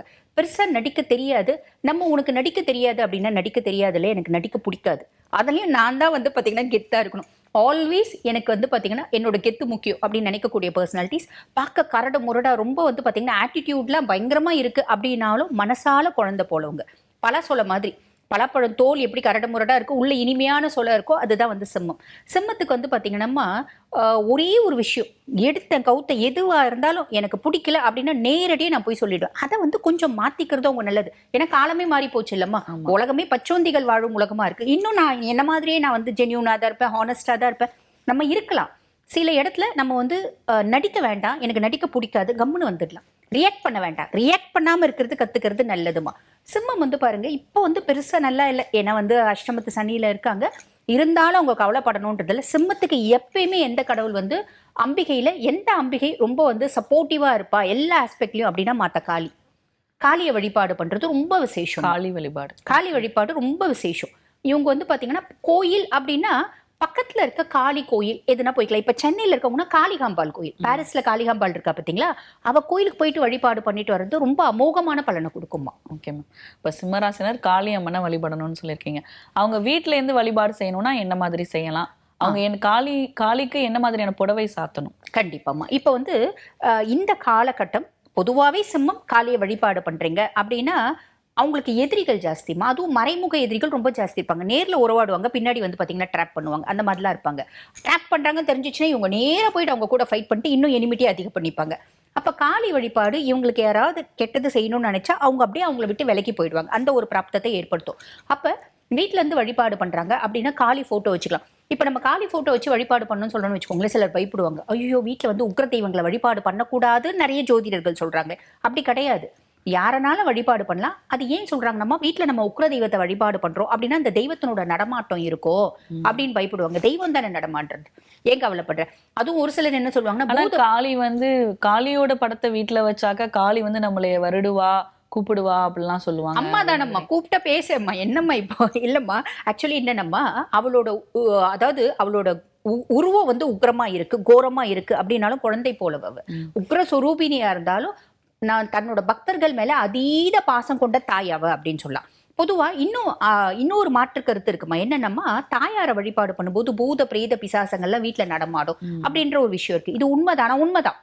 எப்படி அப்படின்னா, தாயார் இருக்கா அப்படின்னா காளி இருக்கான்னா அவ கீழே 64 யோகினி, அது கீழே டாகினி, யக்ஷினி, பூத பிரேத பிசாசங்கள் எல்லாமே இருக்குதான், சாத்தான்கள் எல்லாமே இருக்கு. எல்லாமே வந்து வீட்டுக்கு வந்து பார்க்கும். காளியை கும்புற வீடாச்சே இது, இவங்களுக்கு காளியை கும்புறதுக்கு தகுதி இருக்கா அப்படின்னு வந்து பார்க்கும். எது வந்துச்சுனாலும் நீ கும்புற தாய் அந்த வீட்டுல தானே இருக்கா, அப்புறம் என்ன இருக்கு? நான் இருக்கிறேன், என் கீழே நான் வந்து ஒரு வீட்டுல இருக்கேன்னா என் கீழே 10 அசிஸ்டன்ட் இருக்காங்க, வராங்க. 10 அசிஸ்டன்ட் பார்த்து நீ ஏன் பயப்படுற, நான் இங்க தானே இருக்கிறேன் அப்படின்ற ஒரு எண்ணம் தான். காளியை ரொம்ப ஆத்மார்த்தமா வழிபாடு பண்றோம் அப்படின் போது காளியனோட நடமாட்டம் வீட்டுல இருக்குமா, தாயாரனோட நடமாட்டம் வீட்டுல இருக்கும். அது ரொம்ப பெரிய நல்லது அப்படின்னு சொல்லலாம். ஆனா நம்ம சித்தி பண்ற மாதிரிலாம் ஒன்றும் வழிபாடு பண்ணலையே. எந்த ஒரு மந்திரத்தையும் 1.5 லட்சம் 1.25 லட்சத்துக்கு மேல சொல்லும் போது அது சித்தி ஆகும் அப்படின்றது உண்மை. ஆனா 10 லட்சம் சொல்லி சித்தி ஆகாதவங்களும் இருக்காங்க, ஏன்னா மனசு லயிக்கல. புரியுதுங்களா? அப்ப நீ அந்த அளவுக்கு சித்தி பண்ற அளவுக்கு வழிபாடு பண்ண வேண்டாம். நான் சாதாரண வாழ்க்கை வாழறேன், நான் குருஜி மாதாஜியெல்லாம் வாழல. சாதாரண வாழ்க்கைக்கு எனக்கு தேவையான ஒரு கவசமா தாயார் இருந்தா போதும் அப்படின்ற மாதிரி உங்களோட வழிபாடு இருக்கலாம். அப்ப நம்ம வந்து பாத்தீங்கன்னா இந்த ஆடி மாசம் ஒவ்வொரு சனிக்கிழமையும் தாயாரை வழிபாடு பண்றது விசேஷமா. இப்ப உக்ர சொரூபினி போட்டோ இல்லை அப்படின்னாலும் தட்சிண காளி ரொம்ப அழகா இருப்பா, நாக்கு தொங்க போட்டு ஒரு அழகா கியூட் பேபி மாதிரி இருக்கும். அந்த போட்டோ வாங்கி வச்சு அந்த போட்டோ வச்சு நம்ம வழிபாடு பண்ணோம். பொதுவாகவே வந்து பாத்தீங்கன்னா நம்ம மாத்த காளி அப்படின்னு போது செம்பருத்தி பூ, தச்சிப்பூ, சிவப்பு மண்ண ரோஜா இது வச்சு தாயாருக்கு ஒரு அகல் விளக்குல எள்ளெண்ணெய் ஊற்றி 4 எள்ளு போட்டுடணும். அதில் போட்டுட்டு அதுக்கப்புறம் வந்து பார்த்தீங்கன்னா இவ்வளோண்டு பச்சை கற்பூரம் போட்டு நம்ம சிவப்பு வண்ண திரி போட்டு விளக்கு ஏற்றிட்டு தாயாருக்கு என்ன படிக்கலாம் அப்படின்னா காளி கவசம் அப்படின்னு ஒன்று இருக்குமா. காளி கவசத்தில் நிறைய காளி கவசம் இருக்கு. ஒரு பெண் எழுதின காளி கவசம் இருக்கு. நம்ம இந்தியா வந்து பார்த்தீங்கன்னா போரை சந்திச்ச போது ஆதி சங்கராச்சாரியாரனோட அதாவது பெரியவாவோட வந்து பார்த்தீங்கன்னா ஒரு ஹெல்ப்னால ஒரு லேடியை வந்து அவரு வந்து செலக்ட் பண்ணி, அம்மா நீ தான் வந்து காளிக்கு கவசம் எழுதி கொடுக்கணும்னு ஒரு சாமானிய பெண் எழுதி கொடுத்த காளி கவசமும் இருக்கு. காளி கவசம் நிறைய பேர் எழுதியிருக்காங்க. ஆனா என்ன கேட்டால் நான் என்ன சொல்லுவேன்னா ராஜ தத்தாஸ் காளி கவச்சம் அப்படின்னு ஒண்ணு இருக்கு. அதை வீட்டுல பாராயணம் பண்ணி தாயாருக்கு பீட்ரூட் ஹல்வா நிவேதனம் பண்ணும். பீட்ரூட் ஹல்வா நிவேதனம் பண்ணிட்டு இது தாயார் வந்து உக்ரஸ்வரூபினி இல்லையா, தாந்திரிக தேவி இல்லையா, அதர்வன வேத நாயகியவ. அப்ப அவளுக்கு வந்து நம்ம சாத்வீகமா வழிபாடு பண்றோம் அப்படின் போது பீட்ரூட் ஹல்வா நிவேதனம் பண்ணிட்டு தாயார்கிட்ட ஆத்மார்த்தமா இவங்க வேண்டிக்கினாங்க அப்படின்னா இவங்களுக்கு எந்த பிரச்சனையும் இல்லம்மா, நல்லது. மேம் இப்ப அஷ்டோத்திரம் ஸ்லோகம்லாம் நிறைய சொல்றீங்க. காளி கவச்சம் அப்படின்னு சொல்லி புதுசா ஒரு ஸ்லோகம் ஒன்று சொன்னீங்க. இதெல்லாம் வந்துட்டு தெரியாதவங்க, சொல்ல தெரியாதவங்க, இல்ல இது பத்தி விஷயம் தெரியாதவங்க என்ன பண்ணலாம்? இது பத்தி தெரியாதவங்க வந்து பாத்தீங்கன்னா சிம்பிளா காளி போட்டோ வச்சுட்டு ஓம் கிரீம் காளிக்காயை நமக்கு அவளோட பீஜ மந்திரம் கிரீம், அதுக்கு என்ன அர்த்தம் அப்படின்னா ஐ பௌ மை ஹெட் டு மா காளி, நான் வந்து தாயார தலை வணங்குறேன் அப்படின்றது. ஓம் கிரீம் காளிக்காயை நமக்கு இந்த மந்திரத்தை 108 முறை பாராயணம் பண்ணிட்டு தாயாருக்கு பீட்ரூட் ஹல்வா நிவேதனம் பண்ணிடலாம். அதே மாதிரி இந்த ஆடி மாசம் ஒரு சனிக்கிழமை பக்கத்துல எந்த காளி கோயில் இருக்கோ அந்த காளி கோயிலுக்கு ஒரு புடவை எடுத்து கொடுக்கறது.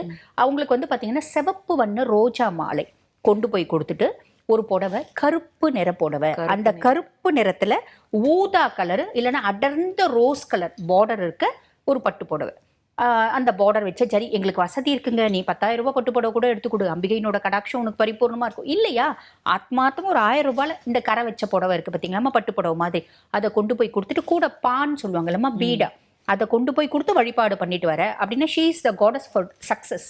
ஓகே. அப்ப நீ என்ன ஆசைப்படுற, என்ன வாழ்க்கையில சாதிக்கணும்னு நினைக்கிற, அது உனக்கு கண்டிப்பா காளியனோட அருளால கிடைக்குமா, மாற்று கருத்தே இல்லை. Okay ma'am. இப்போ வந்து சிம்ம ராசினர் வந்து காளி வழிபாடு ரொம்பவே சிறப்பு இந்த ஆடி மாதத்துலன்னு சொல்லியிருக்கீங்க. அது மாதிரி இப்போ கன்னி ராசினர் இந்த ஆடி மாதத்துல என்ன அம்மனை வழிபடலாம், எந்த கோவிலுக்கு போகலாம்? பொதுவாக வந்து பார்த்தீங்கன்னா கன்னியை பற்றி சொல்லணும் அப்படின்னா காலபுருஷனுக்கே 6ஆம் பாவம், புதன் உச்சமடையக்கூடிய ராசி, நல்ல ஜீனியஸ் பர்சனாலிட்டிஸ். கண்ணியை புரிஞ்சுக்கிறது அப்படின்றது நமக்கு கொஞ்சம் கஷ்டம். சாதாரண ஒரு கண்ணியை இன்னொரு கண்ணியால் புரிஞ்சுக்க முடியும், மற்றவங்களால புரிஞ்சுக்க முடியாது. ஏன்னா அவங்களுக்கு அந்த அளவுக்கு இன்டெலிஜென்ஸ் இருக்கும். நிறைய பேசினா இவங்க யாரும் நீ ஜட்ஜ் பண்ணிடவே முடியும். அவங்க பெருசாக பேச மாட்டாங்க. பேசினாலும் 4 வார்த்தை பேசுவாங்க, நெச்சில் நங்கூரம் போட்ட மாதிரி பேசுவாங்க. நல்ல இன்டெலிஜென்ட்டான பர்சன்ஸாக இருந்தாலும் காலபுருஷனுக்கு 6ஆம் பாவம் அப்படின் போது கன்னி வந்து எதில் பெருசாக ட்ராப் ஆவாங்க அப்படின்னா கடனில் ஃபஸ்ட்டு ட்ராப் ஆவாங்க. கடன் வாங்கினாங்க அப்படின்னா திருப்பி லோன்ற மாதிரி வாழ்க்கை ஓடும். இன்னொன்று வந்து பார்த்தீங்கன்னா ஃபேமிலி ஒரு காம்ப்ரமைஸ். பொதுவாகவே வந்து பார்த்தீங்கன்னா இந்த காலபுருஷனுக்கு கார்னர் ராசிக்கு ஃபேமிலி ஒரு காம்ப்ரமைஸாக இருக்கும். அப்போ குடும்பம் சார்ந்து, குடும்பத்தில் ஹாப்பினஸ் சார்ந்தே அவங்களோட கவலை இருக்கும், அதே மாதிரி கடன் சார்ந்து அவங்களோட கவலை இருக்கும். இது 2 தான் அவங்களோட பிரதான கவலையாக இருக்கும்.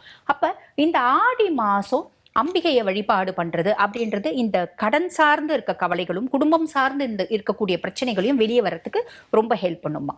இவங்க பொதுவாக வந்து பார்த்தீங்கன்னா இந்த புதன்கிழமை தோறும் இவங்க அம்பிகையை வழிபாடு பண்ணுறது அப்படின்றது ரொம்ப விசேஷமா. எந்த அம்பிகையை வழிபாடு பண்ணலாம் அப்படின்னா இப்போ இந்த சென்னை சுற்றி இருக்கவங்க இந்த மாங்காடுல காமாட்சி தாயார் கோயில் இருக்குது, அந்த காமாட்சியை போயிட்டு நம்ம வழிபாடு பண்ணிட்டு வர்றது, காமாட்சியை பார்த்துட்டு பக்கத்தில் வெள்ளீஸ்வரன் கோயில் இருக்கு, அந்த வெள்ளீஸ்வரனை பார்த்துட்டு வர்றது அப்படின்றது இவங்களுக்கு கடன் சார்ந்த பிரச்சனை. காமாட்சி அம்மன் வந்து மாங்காடு மாரியம்மன் இல்லையா மேம்? அது திருவேற்காடுமா, திருவேற்காடு மாரியம்மன். இது வந்து மாங்காடு காமாட்சி அம்மன். காமாட்சி அம்மன் கோயிலேருந்து ஒரு 5 நிமிஷத்துல வெள்ளீஸ்வரர் கோயில் இருப்பார், வெள்ளீஸ்வரர் இருப்பார். சுக்கிரன் வழிபட்ட ஸ்தலம். இவங்களுக்கு கடன் சார்ந்த பிரச்சனை இருக்கிறதுனால சுக்கிரன் வழிபட்ட ஸ்தலத்தையும் நம்ம வந்து வழிபாடு பண்ணிட்டு காமாட்சியை வழிபாடு பண்ணிட்டு வரும்போது வாழ்க்கையில நல்ல முன்னேற்றம் வருமா. இவங்க என்ன மாதிரி வீட்ல இருந்து வழிபடணும்னா என்ன மாதிரி வழிபடலாம்? வீட்ல இருந்து வழிபாடு பண்றாங்க அப்படின்னா புதன்கிழமையை செலக்ட் பண்ணிக்கணுமா. ஆடி மாசம் ஒவ்வொரு புதன்கிழமையும் அந்த புதன் ஓரையில எப்பயுமேமா, இன்னைக்கு வந்து பாத்தீங்கன்னா புதன்கிழமைனா இன்னைக்கு காலையில 6 to 7 புதன் ஓரை, இன்னைக்கு வியாழக்கிழமை காலையில 6 to 7 குரு ஓரை, அந்த மாதிரி. அப்ப காலையில 6ல இருந்து 7 மணிக்குள்ள வந்து பாத்தீங்கன்னா லலிதாம்பிகை போட்டோ வாங்கி வச்சுக்கணும். லலிதாம்பிகை போட்டோ வாங்கி வச்சு அவளுக்கு வந்து ஒரு அகல் விளக்கு நம்ம ஏற்றுறோம் பார்த்தீங்களா, இது பரிகார விளக்கு. இது தினந்தோறும் ஏற்றணுன்ற அவசியம் இல்லை, இந்த ஆடி மாசம் மட்டும் ஏற்றினா போதும். சரிங்களா? புதன் ஓரையில மட்டும். ஆமா, புதன் ஓரையில மட்டும் வந்து பார்த்தீங்கன்னா ஒரு அகல் விளக்கு, அந்த அகல் விளக்குல எள்ளெண்ணெய் போட்டு 4 பச்சை பயிர் போட்டுடும். பச்சை பயிர் போட்டு கடன் சார்ந்த பிரச்சனைகள் இருக்கும். நல்லெண்ணெய் தானே மேம்? நல்லெண்ணெய். அதுல வந்து பாத்தீங்கன்னா 2 ஏலக்காய் போட்டு பச்சை திரி போட்டு விளக்கேற்றணுமா. தாயாருக்கு கதம்ப மலர் மாலை போட்டுக்கணும். போட்டுட்டு இவங்க வந்து பாத்தீங்கன்னா இந்த சிறுபருப்புல பாயசம் செய்வாங்கல்லம்மா, அந்த சிறுபருப்பு பாயசம் வெல்லம் போட்டு செய்வாங்கல்ல, அந்த பாயசம் வச்சு லலிதா திருசதி அப்படின்ற ஒரு மந்திரம் இருக்கு, அந்த மந்திரத்தை பாராயணம் பண்ணிட்டு இவங்களோட வேண்டுதல் என்ன, ஒவ்வொருத்தவங்களுக்கும் ஒவ்வொரு வேண்டுதல் இருக்குல்லம்மா, அந்த வேண்டுதலை தாயாரனோட முன்னிலையில வச்சுட்டு இந்த ஆடி மாசம் முடியறதுக்குள்ள சின்ன வேண்டுதலா இருக்குன்னா, பெரிய வேண்டுதலா இருக்குன்னா அடுத்த ஆடி வரத்துக்குள்ள எனக்கு நிறைவேற்றி கொடு அப்படின்னு வேண்டிக்கினா தாயாரனோட அனுகிரகத்தினால எல்லாமே நடக்குமா, கவலைப்பட வேண்டாம். ஓகே. இவங்க என்ன மாதிரியான புடவை சாத்தலாம், என்ன நிறத்துல சாத்தணும்? கண்டிப்பாம்மா, இவங்க வந்து இந்த சென்னை சுத்தி இருக்கவங்க அப்படின்னா எந்த பக்கத்துல கோயில், காமாட்சி கோயிலுக்கே நம்ம வந்து கொடுக்கலாம். இல்லைன்னா வந்து பாத்தீங்கன்னா எந்த பக்கத்துல சின்ன கோயில் இருக்கு அப்படின்னாலும் அவங்க கொடுக்கலாம். என்ன அப்படின்னா பச்சை நிற புடவை, பச்சை நிறையில இந்த வந்து பாத்தீங்கன்னா ஆல்கே கிரீன் சொல்லுவாங்க பாத்தீங்களா, பாசி பச்சையில வந்து பாத்தீங்கன்னா சிவப்பு வண்ண பார்டர். இது வந்து இந்த சிவப்பு வண்ண பார்டர் எதுக்கு சொல்றோம், இப்ப நிறைய பேர் யோசிப்பாங்கம்மா, ஒரு கலர் இவங்க சொல்றாங்க, இந்த கலர்ல ஏதாவது தாற்பயம் இருக்கா அப்படின்றது இருக்கும்லம்மா. பொதுவா அந்த பச்சை நிற புடவை புதனுக்கு உகந்தது, என் வாழ்க்கை பச்சை பசேல்னு சந்தோஷமா வாழணும்பா அதுக்கு அப்படின்ற தாற்பயம். அந்த நல்ல சிவப்பு வண்ண பார்டர் கடன் செவ்வாயை பிரீத்தி பண்றதுக்கு, எனக்கு கடன் ரீதியா எந்த பிரச்சனையும் இருக்கக்கூடாது, அதனோட தாற்பயம். ஆக இந்த காம்பினேஷன் தான் நாங்க சொல்றோம். இப்ப கதம்ப மலர் மாலை தாயாருக்கு சாத்தி இந்த நிறம் புடவை சாத்தி அம்பிகையை வேண்டிட்டு வராங்க அப்படின் போது நல்லது நடக்குமா. அதுவும் புதன்கிழமை, ஆடி மாசத்துல ஒரு புதன்கிழமை செய்யறது விசேஷம். Okay ma'am. இப்போ இந்த கன்னி ராசினர் ஆடி மாதத்துல மாங்காடு மாரியம்மனை வழிபட்டா ரொம்பவே சிறப்புன்னு சொல்லியிருக்கீங்க. அது மாதிரி இந்த துலாம் ராசியினர் என்ன மாதிரியான கோவிலுக்கு போகலாம், எந்த அம்மனை வழிபடலாம்னு சொல்லுங்க. கண்டிப்பாம்மா. இப்ப துலா ராசியை பொறுத்த வரைக்கும் ராசி அதிபன் சுக்கிரம்மா, சனி உச்சமடையக்கூடிய ராசி. சனி உச்சமடையக்கூடிய ராசின்றதுனால துலாம்க்கு எப்பயுமே ஒரு விஷயம் இருக்கும். லைஃப்ல இருக்க இம்பேலன்சஸை சரி பண்ணிட்டே இருப்பாங்க. அப்பா துலாமோ இல்ல அம்மா துலாமோ இருந்தா நமக்கு சந்தோஷம் அப்படின்னு சொல்லலாம். லைஃபை பக்காவா செட்டில் பண்ணிடுவாங்க அப்படின்லாம். அதுக்கும் மேல துலாமை பத்தி சொல்லணும் அப்படின்னா பர்ஃபெக்ஷனிஸ்ட் அப்படின்ற வார்த்தை துலாம்க்கு தான் பொருந்தும். நான் பர்ஃபெக்டா இருக்கிறது மட்டும் பத்தாது, எங்க வீட்டுல இருக்கவங்க எல்லாம் பர்ஃபெக்டா இருக்கணும் அப்படின்ற ஒரு எண்ணம் இருக்கும். என்ன சொல்ல வர்றதை வந்து பாத்தீங்கன்னா இப்படிதான் செய்யணும், அப்படிதான் பண்ணணும் அப்படின்ற மாதிரி சொல்லுவாங்க. கோவம் வருது, அதாவது ஆர்டர் போடுவாங்க. கோவம் வருது அப்படின்னும் போது அட்டமெண்டா ஆர்கியூ பண்ணுவாங்க. நான் செய்யற எல்லா நல்லதும் காணாம போயிடும். நான் வந்து அட்டமெண்டா ஆர்கியூ பண்ணும்போது சனினாலே அட்டமெண்ட் ஆர்கியூமெண்ட் அப்படின்றது வந்துருமா, கோவம் வருது அப்படின்னா. அதே மாதிரி பெரிய பிளஸ் என்ன அப்படின்னா ஈகைத்தன்மை. யாராவது ஒருத்தவங்க கஷ்டப்பட்டா எங்களால தாங்க முடியாது. அந்த கல்லுக்குள் ஈரம் அப்படின்ற மாதிரி துலாம்னோட மனசுல ஆழ் மனதுல வந்து பாத்தீங்கன்னா யாரு கஷ்டப்பட்டாலும், ஒரு நாய் சாப்பாடு இல்லை அப்படின்னா கூட சும்மா அந்த டிச்ல இருக்க தண்ணி எல்லாம் டாக்ஸ் குடிக்குது அப்படின்னா நல்ல தண்ணி வாங்கி ஒரு பேப்பர் பிளேட் வாங்கி ஊற்றி வைக்கிறது, சாப்பாடு கொடுக்கறது, இதெல்லாம் உங்களுக்கு டிஃபால்ட்டாகவே இருக்கும் அந்த ஈகைத்தன்மை அப்படின்றது. பொதுவாக துலாம்னோட கர்மாவே என்ன அப்படின்னாமா, துலாம் எப்பயுமே வந்து ஒரு விஷயத்துக்காக கஷ்டப்படுவாங்க. என்ன அப்படின்னா சம்பாரிச்சிடுவாங்க, லைஃப்பில் வந்து சாதிச்சிடுவாங்க, எல்லாமே செஞ்சிடுவாங்க. குழந்தைங்க சார்ந்து ஒரு கஷ்டன்றது இருந்துகிட்டே இருக்கும். என் குழந்தைங்களை இப்படி செட்டில் பண்ணணும்னு ஆசைப்பட்டேன், அப்படி செட்டில் பண்ணணும்னு ஆசைப்பட்றேன். பிள்ளைங்க பெருசாக நம்ம சொல் பேச்சு கேட்க மாட்டேன்றாங்க. இவங்க வாழ்க்கை எப்படி இருக்குமோ, எதிர்காலம் எப்படி இருக்குமோ, இவங்களை எப்படி நமக்கு வழிக்கு கொண்டு வர்றது, எப்படி நல்வழிப்படுத்துறது அப்படின்ற மாதிரி ஒரு விதமான கஷ்டங்கள் அவங்களுக்கு இருக்கும். அதை வந்து என்ன பிள்ளைங்க கிட்ட அட்வைஸ் பண்ணாலும் பிள்ளைங்க ஒரே வார்த்தை சொல்லும், அட்வைஸ் பண்ணாதப்பா, எனக்கு அட்வைஸ் பிடிக்காது. இந்த ரமணால விஜயகாந்த் சார் சொல்லுவார் பார்த்தீங்களா, எனக்கு பிடிக்காத வார்த்தை வந்து பார்த்தீங்கன்னா மன்னிப்புன்னு. அந்த மாதிரி வந்து பார்த்தீங்கன்னா பிள்ளைங்களுக்கு இப்போ அட்வைஸ் பிடிக்கிறது இல்லை. ஆனால் இவங்களுக்கு அது வந்து எப்படியாவது குழந்தைங்களை நல்லபடியாக கூட்டிகிட்டு வந்துடணும், நல்ல செட்டில் பண்ணிடணும் அப்படின்ற எண்ணம் இருக்கும். இவங்க ஃபேமிலியில் ரொம்ப வந்து பார்த்தீங்கன்னா நீ இப்படி பண்ணு அப்படி பண்ணு அப்படிலாம் சொல்லாமல் அம்பிகை கிட்ட அதை முறையிட்டாங்க அப்படின்னா நல்லபடியாக நடக்குமா. புரியுதுங்களா? இப்போ துலாம் வந்து பார்த்தீங்கன்னா இந்த கோயம்பேடு இருக்கு பார்த்தீங்களாமா, கோயம்பேடு முன்பு காலத்தில் கோசலை நாடு அப்படின்ற பேரோடு இருந்துச்சு. அங்கே குறுங்காலீஸ்வரர் அப்படின்னு ஒரு ஈஸ்வரர் இருக்காரு. ஆமாம், அந்த குறுங்காலீஸ்வரரோட பேர் என்ன அப்படின்னா குசலவ புரீஸ்வரர். லவனும் குசனும் வழிபாடு பண்ண ஸ்தலம் அது. சீத்தம்மா வந்து வழிபாடு பண்ண ஸ்தலம். சீத்தம்மா வழிபாடுக்காக வால்மீகி முனிவர் வந்து பாத்தீங்கன்னா பிரதிஷ்டை பண்ண ஈசன் அவரு. இது வந்து பாத்தீங்கன்னா இந்த கூவம் நதிக்கரையில இப்போ வந்து கூவம் வந்து அசுத்தங்கள் நிறைஞ்ச இடமாயிடுச்சு. காலத்துல வந்து நல்ல சுத்தமான தண்ணி தானே ஓடிட்டு இருந்துச்சு. இன்றளவும் வந்து பாத்தீங்கன்னா இவ்வளவு பரபரப்பான சென்னைக்குள்ள 25,200 இது வந்து பாத்தீங்கன்னா சதுர அடி நிலப்பரப்பு கொண்ட கோயில் அது. அந்த கோயில் பெரிய கோவில், ரொம்ப பெரிய கோயில். உள்ள போனா ஈசன் நிதர்சனமா இருக்கான்றது நம்மளுக்கு புரியும். ஒரு ஆத்மார்த்தமான ஒரு நிம்மதி. பொதுவா ஒரு ஆன்ம திருப்தி அப்படின்னு சொல்லுவாங்க. ஆத்மாக்கு திருப்தின்றதே கிடையாது. ஆனா அங்க போனா அந்த ஆத்மா திருப்தி அடைகிற மாதிரி சூழ்நிலை அப்படின்றது இருக்கும்பா. அங்க போய் வழிபாடு பண்றது, ஒரு முறை போயிட்டு வரலாம். போயிட்டு வர்றது ரொம்ப நல்லது. முடியும். இந்த சென்னை வாசிகள் கோயம்பேடு பக்கத்துலேயே இருப்பாங்க, அப்படி ஒரு கோயிலே தெரியாது இல்லைங்களா? அந்த மாதிரி இவங்க போயிட்டு வழிபாடு பண்றாங்க. எங்க இருக்கவங்க சென்னைக்கு ஒரு 2 மணி நேரம் இருக்கவங்க கூட வந்து வழிபாடு பண்ணிட்டு போறாங்க அப்படின்னா நல்லதுமா. ரீசன் என்ன அப்படின்னா அது குடும்ப ஒற்றுமைக்கான ஸ்தலமே. அப்போ போய் வழிபாடு பண்றாங்க அப்படின் போது நிறைய நல்லது நடக்கும். குறுங்காலீஸ்வரர், அந்த தாயார் பேரு தர்ம சம்வர்தினி, அறம் வளர்த்த நாயகி. தாயாரை போய் வழிபாடு பண்றது சூப்பரா இருக்குமா. தர்ம சம்வர்தினி கோயம்பேடுல இருக்க தர்ம சம்வர்தினி அம்பாலை வழிபட்டா ரொம்ப நல்லது. அதுவும் லவனும் குஷனும் வழிபட்ட இடம், சீதா அம்மா வழிபட்ட இடம்னு சொல்றீங்க. ரொம்பவே சிறப்பு வாய்ந்த இடம். இவங்களுக்கு இந்த அம்மாளுக்கு என்ன மாதிரியான புடவை சாத்தலாம்? இல்ல அந்த கோவிலுக்கு போக முடியாது, சில பேர் வெளியூர் வெளி மாவட்டங்கள்ல இருந்து எல்லாம் வர முடியாது, அவங்க வீட்டுல இருந்து எப்படி கும்பிடலாம்? பொதுவாக வந்து பார்த்தீங்கன்னா கோயிலுக்கு இவ்வளோ தூரம் எங்களால் வர முடியல அப்படின்ற பட்சத்தில் வீட்லேயே வந்து பார்த்தீங்கன்னா தாயார்னோட ஃபோட்டோ எடுத்து வச்சுக்கலாம். தாயார்னோட ஃபோட்டோ திரிபுர சுந்தரி ஃபோட்டோவாக இருந்தால் ரொம்ப அழகுமா. திரிபுர சுந்தரி வந்து பார்த்தீங்கன்னா பால திரிபுர சுந்தரியாகவும் இருப்பான். 8 வயசு குழந்தை மாதிரி. 16 வயசு திரிபுர சுந்தரி, அவளை சோடசி அப்படிம்பாங்க, சுபாங்கி அப்படிம்பாங்க. எந்த ஃபோட்டோனாலும் பரவாயில்ல, திரிபுர சுந்தரி ஃபோட்டோவை எடுத்து வச்சு கிழக்கு பார்த்த மாதிரி வைக்கணுமா. வச்சு இதுக்கு வந்து பார்த்தீங்கன்னா இந்த குழந்தைக்கு இப்போ குழந்தை 8 வயசு குழந்தையா திரிபுர சுந்தரி வைக்கிறாங்கன்னு வச்சுக்கோங்களேன்.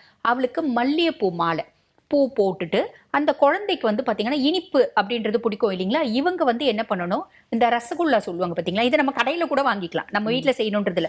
பொதுவாகவே பால் சம்மந்தப்பட்ட பொருட்களுக்கு தீட்டு கிடையாதுமா. அது வந்து நம்ம கடையில் வாங்கினாலும் அதுக்கு வந்து தீட்டு கிடையாது, தோஷம் கிடையாது. அப்போ அது சின்ன குழந்தைய 8 வயசு குழந்தையா பாவிக்கிறாங்க அப்படின்னா ரசகுல்லா வைக்கலாம். இவங்க 16 வயசு பொண்ணா பாவிக்கிறாங்க அப்படின்னா பால் பொங்கல் வைக்கலாம். எதுனாலும் வச்சு நம்ம வந்து பாத்தீங்கன்னா தாயாரை வழிபாடு பண்ணணும். திரிபுர சுந்தரியில அஷ்டோத்திரம் இருக்குமா, 108 போற்றி இருக்கு திரிபுர சுந்தரி. இது அந்த போற்றியை பாராயணம் பண்ணிட்டு நெய் விளக்கு ஏற்றணும். நெய் விளக்குல 2 ஏலக்காய் போட்டு, இது தாமரத்தண்டு திரி போட்டு, இது வந்து பாத்தீங்கன்னா வெள்ளிக்கிழமை காலையில சுக்கிர ஓரையில போட்டோ வச்சு இந்த மாதிரி வழிபாடு பண்ணணுமா. வழிபாடு பண்ணி நிவேதனம் பண்ணி இவங்களோட ஆசை என்ன, குடும்பம் சார்ந்து குழந்தைங்க சார்ந்து இவங்களோட எண்ணம் என்ன, இவங்களோட வாஞ்சை என்ன, தாயார்கிட்ட சொல்லுங்க. தாயார் தீர்த்து வைப்பா, தாயார் மாத்தி வைப்பா, கவலைப்பட வேண்டாம். அதே மாதிரி புடவை சாத்துறது நீங்க கேட்டீங்க. புடவை சாத்துறது இப்ப இந்த சென்னை சுத்தி இருக்கவங்க தர்ம சம்வர்த்தினிக்கு போய் புடவை சாத்தலாம். வெளியூர்ல வெளி மாநிலத்துல இருக்கவங்க அந்த ஊர்ல இருக்க அம்பிகை கோயிலுக்கு சாத்தலாம். இது என்ன நிறம் புடவை அப்படின்னா பர்பிள் கலர் சாரி, வாடாமல்லி கலர் இருக்கு பார்த்தீங்களாம்மா, வாடாமல்லி கலர்ல ஆரஞ்சு பார்டர் போட்ட அழகான பட்டு புடவை தாயாருக்கு சாத்தணுமா. மல்லிகைப்பூ மாலை இல்லைன்னா வெண்தாமரை மலர் மாலை இதை அணிஞ்சு அர்ச்சனை பண்ணி தாயாரை வேண்டிக்கிறாங்க. அப்படின் போது துளாராசி அன்பர்களோட எண்ணம் என்ன, ஆசை என்ன, அத்தனையும் தாயாரனோட அனுகிரகத்தினால கண்டிப்பா நடக்குமா. Okay ma'am. இப்போ இந்த துலாம் ராசினர் இந்த ஆடி மாதத்துல குறுங்காலீஸ்வரர் கோயிலுக்கு போய் தர்ம சம்வர்தினி அம்மனை வழிபட்டா ரொம்பவே சிறப்புன்னு சொல்லியிருக்கீங்க. அது மாதிரி வெளி ஊர்ல இருக்கவங்க எப்படி வழிபடலாம்னு ரொம்ப சிறப்பா சொல்லியிருக்கீங்க. விருச்சக ராசினர் என்ன மாதிரியான அம்மனை இந்த ஆடி மாதத்துல வழிபடலாம், அப்படி வழிபட்டா என்ன மாதிரி வழிபடணும், எந்த கோவிலுக்கு போகணும்னு சொல்லுங்க மேம். கண்டிப்பாம்மா. விருச்சிகத்தை பொறுத்த வரைக்கும் வந்து பார்த்தீங்கன்னா காலபுருஷனுக்கே 8ஆம் பாவம் அப்படின்றதுனால ஆன் அண்ட் ஆஃப் சில கஷ்டங்களை சந்திப்பாங்க. சில அப்படின்றத விட பல அப்படின்னு சொல்லலாம் கஷ்டங்களை சந்திப்பாங்க. அதுக்கும் மேலே ஹானஸ்ட் பீப்புள்ஸ். பொதுவாக விருச்சிகத்தை பற்றி சமுதாயத்தில் ஒரு கருத்து இருக்குது. அதனோட சிம்பிள் சின்ன வந்து தேல்ன்றதுனால விருச்சிக்கும் தேல் போல கொட்டும் அப்படிம்பாங்க. அவங்கள கொட்டுறவங்க தான் ஜாஸ்தி, அவங்க யாரையும் கொட்டுறது இல்லை. ஏமா ஒருத்தவங்க திருப்பி திருப்பி கொட்டிட்டு இருந்தா திருப்பி நம்ம ரியாக்ட் பண்ணுவோமா மாட்டோமா, அந்த மாதிரி ரியாக்ஷன் தானே தவிர அவங்க யாரையும் போயிட்டு ஹர்ட் பண்றது கிடையாது, காயப்படுத்துறது கிடையாது, ஏமாத்துறது கிடையாது, வஞ்சிக்கிறது கிடையாது, துரோகம் பண்றது கிடையாது. இப்படி சொல்லிட்டே போகலாம். விருச்சிகத்தை பொறுத்த வரைக்கும்மா ஹானஸ்ட் பீப்புள்ஸ். ஆனா கஷ்டம் வருது அப்படின் போது நல்லது விருச்சிகத்துக்கு. ரீசன் என்ன அப்படின்னா ராசியாதிபன் செவ்வாயா இருந்தாலும் ராகுவும் கேதுவும் உச்சமடையக்கூடியது விருச்சிகத்துல. அப்ப எனக்கு வந்து ஏதாவது ஒரு தூண்டுதல் வேணும். நான் சுடர் விட்டு எரியும் விளக்கு தான், என்னை தூண்டி விட்டு நான் இன்னும் ஜெகஜோதியா எரிவேன் அப்படின்றது தான் விருச்சிகத்தினோட வாழ்க்கை. அப்ப இவங்க ஏமாறுறாங்களா, கஷ்டப்படுறாங்களா, மற்றவங்களால காயப்படுத்தப்படுறாங்களா, நல்லதுதான். அத்தனையும் உன்னை வந்து பாத்தீங்கன்னா நல்ல தூண்டி விடுது, நீ பெரிய லெவல்ல சக்சஸ் ஆகிறதுக்கு அப்படின்னு சொல்லலாம். பொதுவாகவே விருச்சிகத்தை வந்து பாத்தீங்கன்னா நான் இந்த மகாபாரதத்துல யாரோட கம்பேர் பண்ணுவேன் அப்படின்னா திரௌபதியோட தான் கம்பேர் பண்ணுவேன். இவங்க வழிபாடு பண்றதும் இந்த ஆடி மாசம் திரௌபதியை வழிபாடு பண்ணலாம். ரீசன் என்ன அப்படின்னா நம்ம எல்லாருக்கும் தெரியும், சூதுல வந்து பாத்தீங்கன்னா தர்மன் எல்லாத்தையும் இழந்துடுறாரு, திரௌபதியும் சேர்த்து இழந்துடுறாரு. இழக்கும் போது தேரோட்டியை சொல்றான் துரியோதனன், போயிட்டு திரௌபதி இழுத்துட்டு வா அப்படின்னு வந்து சொல்றாரு அவரு. அம்மா உங்களை வந்து இந்த மாதிரி கூப்பிட்டாங்க அரசவைக்கு, ஏன் அப்படின்னு கேட்குறா. இந்த விஷயத்தெல்லாம் சொல்றாரு. அப்ப சூதுல உங்களை இழந்துட்டாரு உங்க கணவர் அப்படின்னு. எனக்கு ஒரு கேள்வி, அந்த கேள்விக்கு போய் பதில் கேட்டுவா அப்படின்னாரு. என்னம்மா கேள்வி?